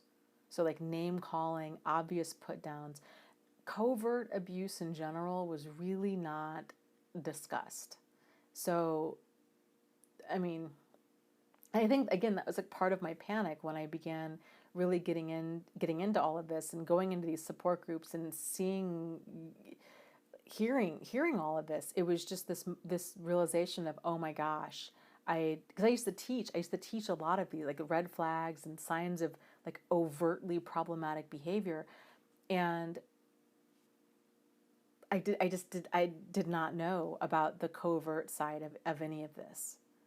So, and I don't think I'm alone in that when it comes to a lot of people that work in like the abuse field, unfortunately. So that was something else I wanted to bring up is the benefit of groups. So, I think therapy, like one-on-one therapy, definitely has its time and its place. But I think really for like accurate understanding of all of this, group therapy is absolutely key. And there's a couple different reasons for this. So, group therapy, again, this kind of goes back to we are our own baseline for normal. So we might have experienced a lot of things that we are feeling tense about. We're feeling like something's off. We can't quite pinpoint like what the problem is, especially if we experienced a lot of covert abusive behavior. And not only that, but there's a bunch of stuff that never even registered as problematic because it might have been how we just grew up with it. That's the benefit of a group. So if you're in a group, you're hearing other people, their aha moments, and you're hearing their, their stories, and then you're seeing other people like responding to their stories and people pointing things out. So there's a lot more insight and a lot more healing that can happen in a much more accelerated way, because everything is, you're not just trying to kind of fumble your way through understanding your own life, because it's a lot easier to see issues in another person than it is within ourselves. And then if that's kind of the downside of one-on-one therapy. So if we're bringing up issues with a partner or with our parents or what have you, and if a therapist starts kind of trying to guide the conversation to where we're examining that, really common, really understandable, where we might get defensive and feel like, oh, we're making too big of a deal out of this, or yeah, you know what, I might have been talking about my mom, but that's still my mom, so now I want to change the subject because it's just getting too personal. The benefit of the group is it's everybody's stuff's out there, so a person's going to continue to have those insights and aha moments because they're going to, even if they're not actively participating, they're still going to be listening and seeing what's going on and how other people are perceiving in the conversations that are happening within the group. So tremendously, tremendously valuable to be in either in group therapy or in some sort of like support group for this or what have you. Because it's amazing. Like, again, like we are our own baseline for normal, and it's amazing the stuff that you might not think is even a big deal, or that you might not think is a deal breaker, or kind of a weak boundary, or even a problem, and other people are going to say, hey, you know what, like that's a problem, or it's more of a kind of like a peer-to-peer relationship, which I think also really helps because it's because it's a give and take. So you're sharing, there's that level of rapport, there's that level of trust. And again, this is kind of there's pros and, like I said, there's pros and cons to group therapy, there's pros and cons to individual therapy, but the other kind of downside to individual one-on-one therapy is it's very one-sided. So the therapist isn't sharing about themselves. So it's you just talking, and it can be really hard to kind of get clarity if a person's just listening to that. And I don't know. Like I said, it'd be great, I think, if a person could at a minimum do some sort of group work. If you're going to do one-on-one therapy, to really find, because it's not that therapy is beneficial, it's good therapy is beneficial. Bad therapy can be re-victimizing and very damaging. And unfortunately, it's one of those things, it's really hard to tell kind of what you're dealing with. And of course, too, keep in mind that that's a very individual thing. So one person could have a really great experience and the next one might not at all. But, it's like you just have to kind of go with the rapport and the feeling that you get in that and adjust accordingly. So, yes, Postmodern says, Psychopath Free said, when you first start recovering, to be careful who you talk to. And that was really good advice. I completely agree with that. So let me stop the chat here. So, yes, here's another part of like a lot of well-intended bad advice that's floating around out there, is this idea of, well, okay, it was a bad breakup, which it's not. I mean, if you were with an emotional manipulator, you were being manipulated emotionally. And that has long-lasting effects on a person. Probably the worst of which, it really damages the relationship a person has with themselves and with their own judgment of other people and of situations. And if a person's been in a relationship with an emotional manipulator to the point where they've lost friends and family, they don't have a solid support system, they're probably going to be feeling really isolated, really scared, really overwhelmed, and very understandable and normal response to want to run to something that's safe. But if a person doesn't have a solid sense of what's safe, like if they don't have a good sense of judgment, then it makes them really prime to be abused by a covert narcissist. Because the covert ones can come across as, oh, I'm really on your side, you can trust me. They're very charming, they're very, it can be this very like whirlwind type situation. So it's easy to get tangled up with after you've been in, and I would say probably, frankly, I think that's more common than not. So if a person is in a relation, in an abusive relationship of any kind, or in a relationship with a narcissist or an emotional manipulator, it's really common for them to have, like, I think probably several kind of almost back to back relationships with emotional manipulators, because they're trying to figure out what on earth is going on. So it's very common if a person has a relationship with like more of an overt narcissist or emotional manipulator, the next person's probably going to be covert, because they're thinking to themselves, oh, I need to stay away from people that are jerks, because overt emotional manipulators tend to be very obviously problematic. They're selfish, they're arrogant, they're brash, they're just piggish, they're really difficult. You can see what you see is what you get, right? For the most part, except it tends to just get worse over time. But they're just difficult people. So in an attempt to stay safe, understandably so, most people will then go to do the exact opposite. So then they're going to go run towards somebody that's overly kind and giving, and who creates this sense of like intimacy and immediacy.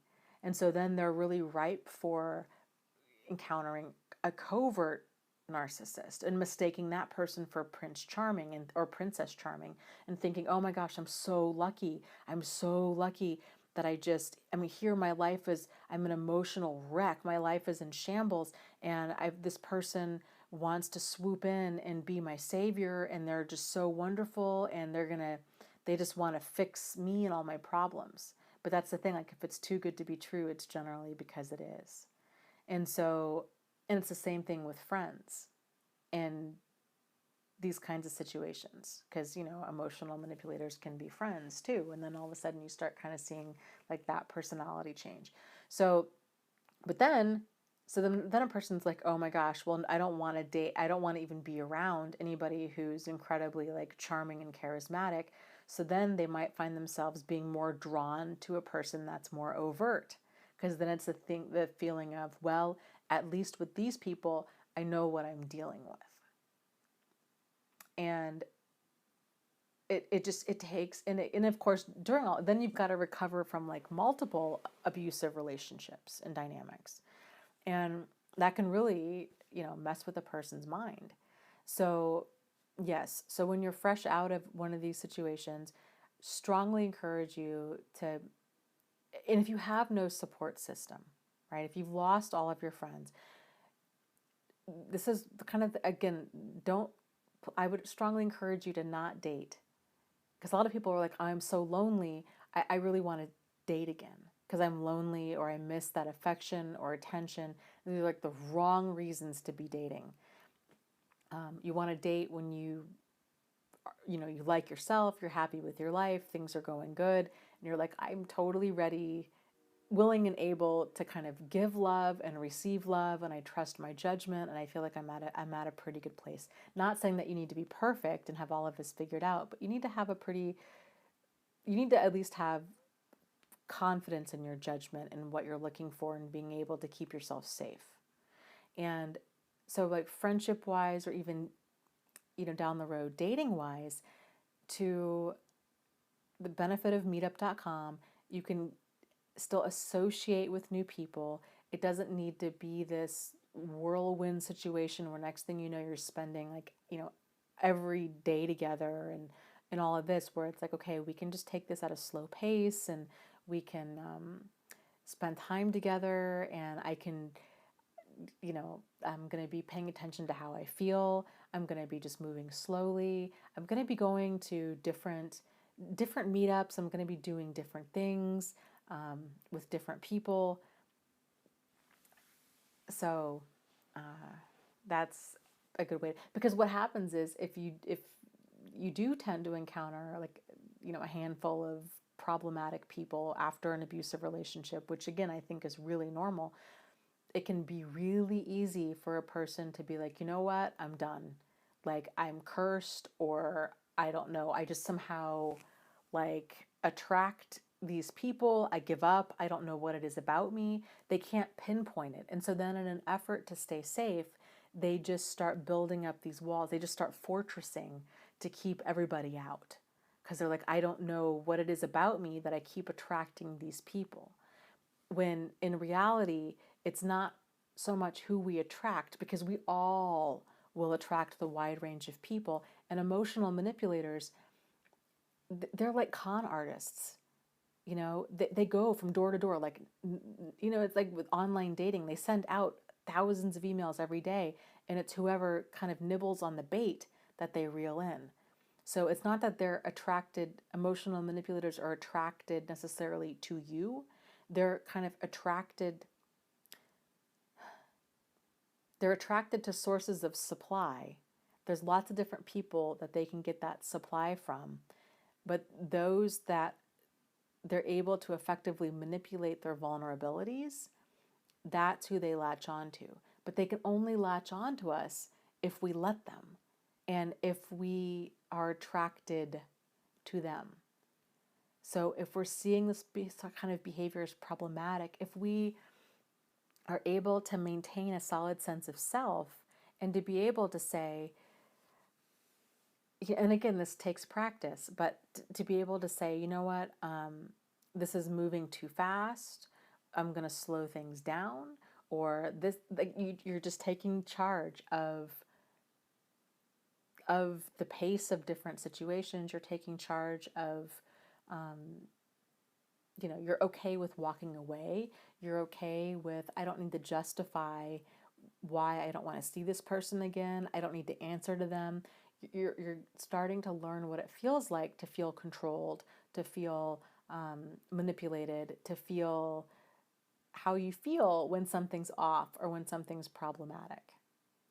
And that's the thing too, because you are awake to all of this, like you're waking up to all of this problematic behavior and what's going on, but a lot of the world is still asleep to it.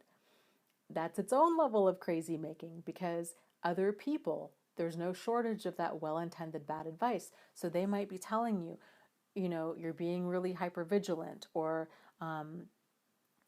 you know, you got to trust some people sometime, or you just need to go out there and start dating again, or what have you. If you get to that place where you really trust your judgment, their opinions stay opinions. And you're not going to be making decisions in your own life based off of the opinions of others. You might still listen to that and kind of let it temper your, you know, kind of, you might just like, you know, think about it, let it temper like your decisions, but at the end of the day, you're okay with moving forward with the direction that you're moving forward with, realizing that you don't need to justify or explain anything to anybody. So there's a lot of power that comes from like that point in healing. So Beck asks, Dana, can you elaborate on bad therapy? So bad therapy tends to be, well, a therapy that you don't, with a therapist that you don't have a good rapport with. Because if you can't stay present and grounded in the moment, in your time with them, you're probably not going to get a lot out of it. So, you know, having a good rapport is important. Other types of bad therapy would be if somebody, I think a lot of mental health people, and including even domestic violence shelters, by and large, do not view all of this in terms of trauma, and which to me is like a key piece of the puzzle, because to not understand this as a person needs to actually process this trauma is to totally misread the whole situation. So if they're trying to give tough love and you're traumatized, that's probably going to end up traumatizing you further. If you're having to finding yourself to try to teach or explain what narcissistic abuse is, what emotional abuse is, what psychological abuse is, what CPTSD is, how you're feeling. If you're not feeling validated or heard, or that they really understand, and I think this is kind of a new awareness of all of this. So I don't think that there is really a mass awareness of it. That it can be, that's hard. So this is why I think there's tons of free online groups. I really think I would encourage people do that. That's really, really huge. Because again, when it's a lot of power. To me, I'm not, in this context, I'm just really hesitant to even recommend anybody do one-on-one therapy. Because the odds of you running into somebody who is really not familiar with the different dynamics of an abusive relationship, I think, are really high. And not only that, but then you've got one person who's trying to potentially guide you through this, and kind of, they're going to have their own biases and misunderstandings, and there's just a lot of stuff there. I think when you've got a group, those biases, intentional and unintentional, the knowledge level, all of that's going to kind of equal out, because you just have more people there that are going to be able to give feedback, especially people that have been there, done that. I think it's one of the reasons you look at other group situations, why they're so effective, like AA or NA or CODA groups, any of like the anonymous groups. That model works so well because it's people supporting people, and they're truly there for, they're there to change their life, and that's like, very, very needed. But if you're gonna go the route of one-on-one therapy, and I'm not totally against it. I just would encourage it to be something that's done in addition to group therapy. But again, that's my 2 cents. This is all about you kind of examining what you feel is right for you and then moving forward with that. But one-on-one therapy, just making sure that you feel comfortable with the person, and I guess kind of like adjusting accordingly. So as kind of getting an idea of like the issues that you want to work on, and kind of what is their therapy style, what is their training, kind of seeing how you feel within a few sessions, and then going from there. And then calling. I would say call a few different ones, and just talk to them over the phone for a few minutes. And you can tell a lot by just talking to a person for a few minutes. You don't have to spend the whole hour with somebody to decide, boy, this is really not a good fit. Because sometimes you can tell within like the first minute of talking to somebody. So I hope that helps.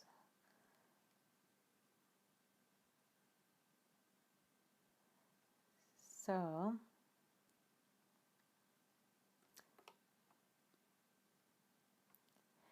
yeah, Lisa's asking about Al-Anon and stuff like that. There's a group. It's called CODA. It's Codependence Anonymous, and that one is specifically for codependency. The Al-Anon used to be more for codependency, but they've since branched off, and they have the CODA groups.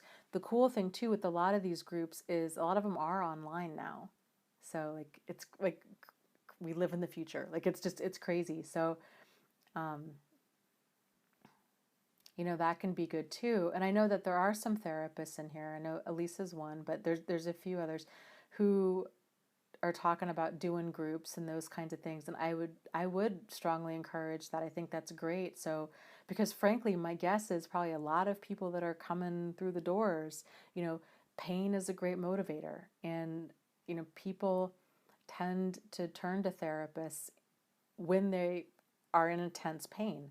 And generally, when a person's in intense pain in a relationship, it's because you've got an emotional manipulator close by. And so those kinds of group dynamics, I think, would be incredibly beneficial for them. So it's just a thought. Camp and Fool asks, what is Al-Anon about now? My guess is that they probably still do. They still do cover codependent dynamics, but I think, yes, Limitless is saying it's dealing more about living with alcoholics. So I think it's interesting, like the way all of this has evolved, because it was Alcoholics Anonymous, and then realizing, oh my gosh, no, there's something going on here with the spouses, and then they were calling them the co-alcoholics. And then you had these groups with the Al-Anon, for like the families that were more of like the co-alcoholic type groups that dealt with codependency. But then you had people that were like, you know what, my spouse is not an alcoholic or an addict, but what you're describing is my behavior as well. And so then I think that's when you had more like the CODA groups pop up, and then people began examining codependency, but then they were kind of wanting to separate it from alcohol and addiction, because they were like, these are kind of, even though they're related, they're still very different. And so I think the codependency groups, it was just more of kind of the wide range of codependency instead of being so focused on alcohol and addiction. And then now kind of Al-Anon's reclaimed its original kind of place, or the original, what it was originally intended for, which was more for like the families of alcoholics. So interesting to see the way all of this has just evolved and grown and changed. And Truth Seeker says, will Al-Anon accept a dry home codependent? Yes. That's the thing with like the different anonymous groups, is they tend to be very inclusive, and the main prerequisite for any of the groups tends to be a desire to want to change your life. And so, just like with Alcoholics Anonymous, there's no pressure for, there's like positive reinforcement for a person to get sober and to stay sober. And you have like the different coins and the different mile markers and the different birthdays and celebrations and all of that. But, a person they could show up at a meeting, having, been drunk earlier that day. And they tend to be very accepting, because it's a bunch of people that have been there, done that. Same with the CODA groups, same with really any of the anonymous groups, the Narcotics Anonymous, or Overeaters Anonymous, or any of that, where people are like, I'm in this group and here's my struggle, and I kind of did XYZ earlier today, I'm not okay with it, or I did this last week and I'm kind of starting back over, and it's not about judgment, it's not about anything other than a sincere desire to want to change your life, being surrounded by a bunch of other people that have been there, done that, and who understand that kind of the road to health and healing is a bumpy road, and it's often, this is not something that we do perfectly. We have to, most people, like just like in abusive relationships, most people go back 7 times before they leave for good. And my guess is it would be about the same for quitting any type of highly addictive substance, whether it's drugs or alcohol or kind of what have you. So I guess, kind of long story short, yes, if you're coming from a home, where there's not issues with alcoholism, but you're wanting to go to Al-Anon, there's still a lot to be gained from that, because it's the same types of codependency issues. Really, really good stuff.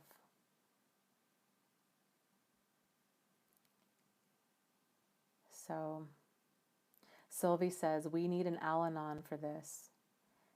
Yes, I agree. I agree. So, and that's, um, well, okay, so you know something, Truth Seeker? Okay, she says, Truth Seeker says, thanks, Dana. It's scary. I hope I can get to the courage to go to a group in person. It's terrifying. It is. And, you know, there's, because there are so many online groups, that can really be great too. And then keep in mind too, you can always go to a group and not talk. So I think most people in those groups, they know, like, it's scary to be new. It's, you know, that's the benefit of it being anonymous, but it's still, it's scary stuff. Even showing up can be scary stuff. But just kind of easing out of your comfort zone in a direction that you know you need to head in a positive direction. It's a good direction to steer into.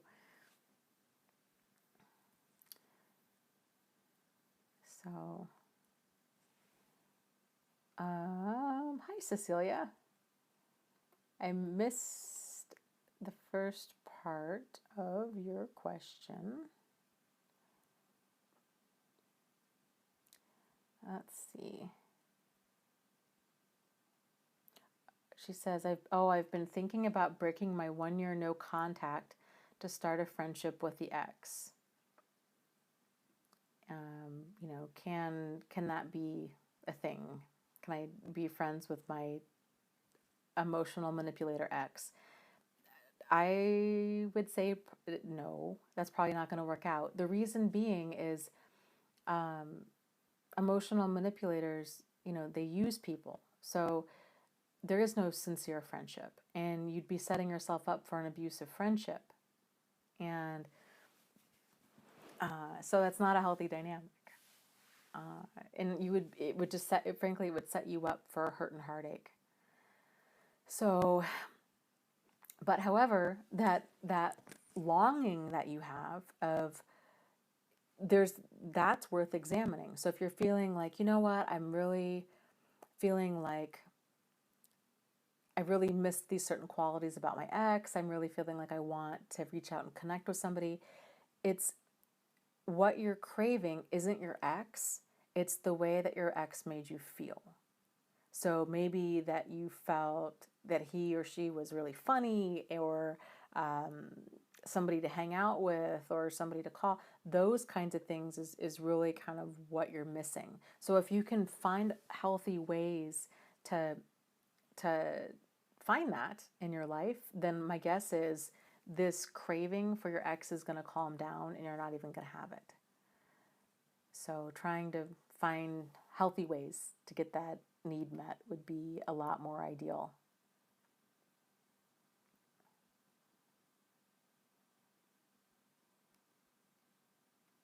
Yeah, but if he's always treated you like, you know, less than, then that's not somebody that, you know, you want or need in your life. Because that's not okay. You deserve better. So, Hayden says, what's a good group online? You could Google them for, in general, like, you know, Codependence Anonymous. Facebook has a ton of groups online. The challenge with Facebook is because it's on Facebook, if you don't have your group settings hidden, then people can see what groups you're in, which can potentially be problematic. But if you do a search for like Al-Anon in, you know, your city, or Codependence Anonymous in your city, or kind of what have you, it should bring up a whole list. And you can also search Facebook too for different types of groups. Like and there's like no shortage of groups on Facebook. But again, just kind of being aware that if you don't have your groups hidden, it can be a problem. So Evie says, I can't hide my group setting on Facebook. Why can't you?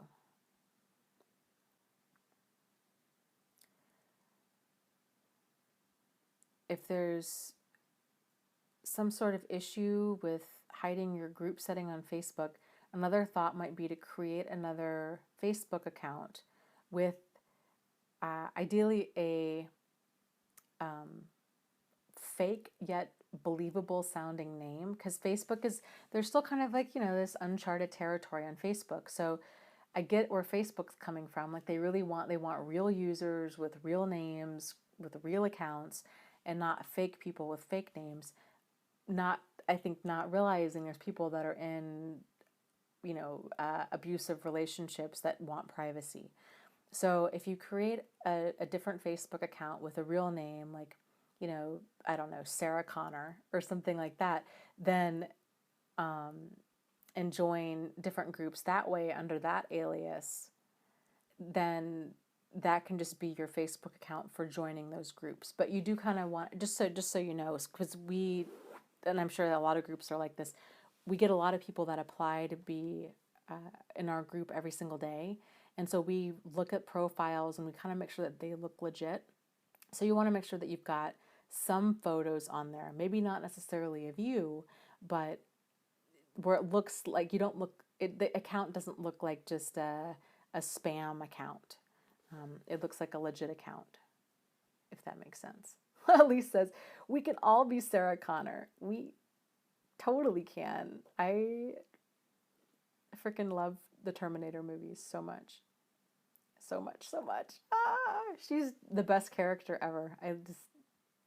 Movies are awesome.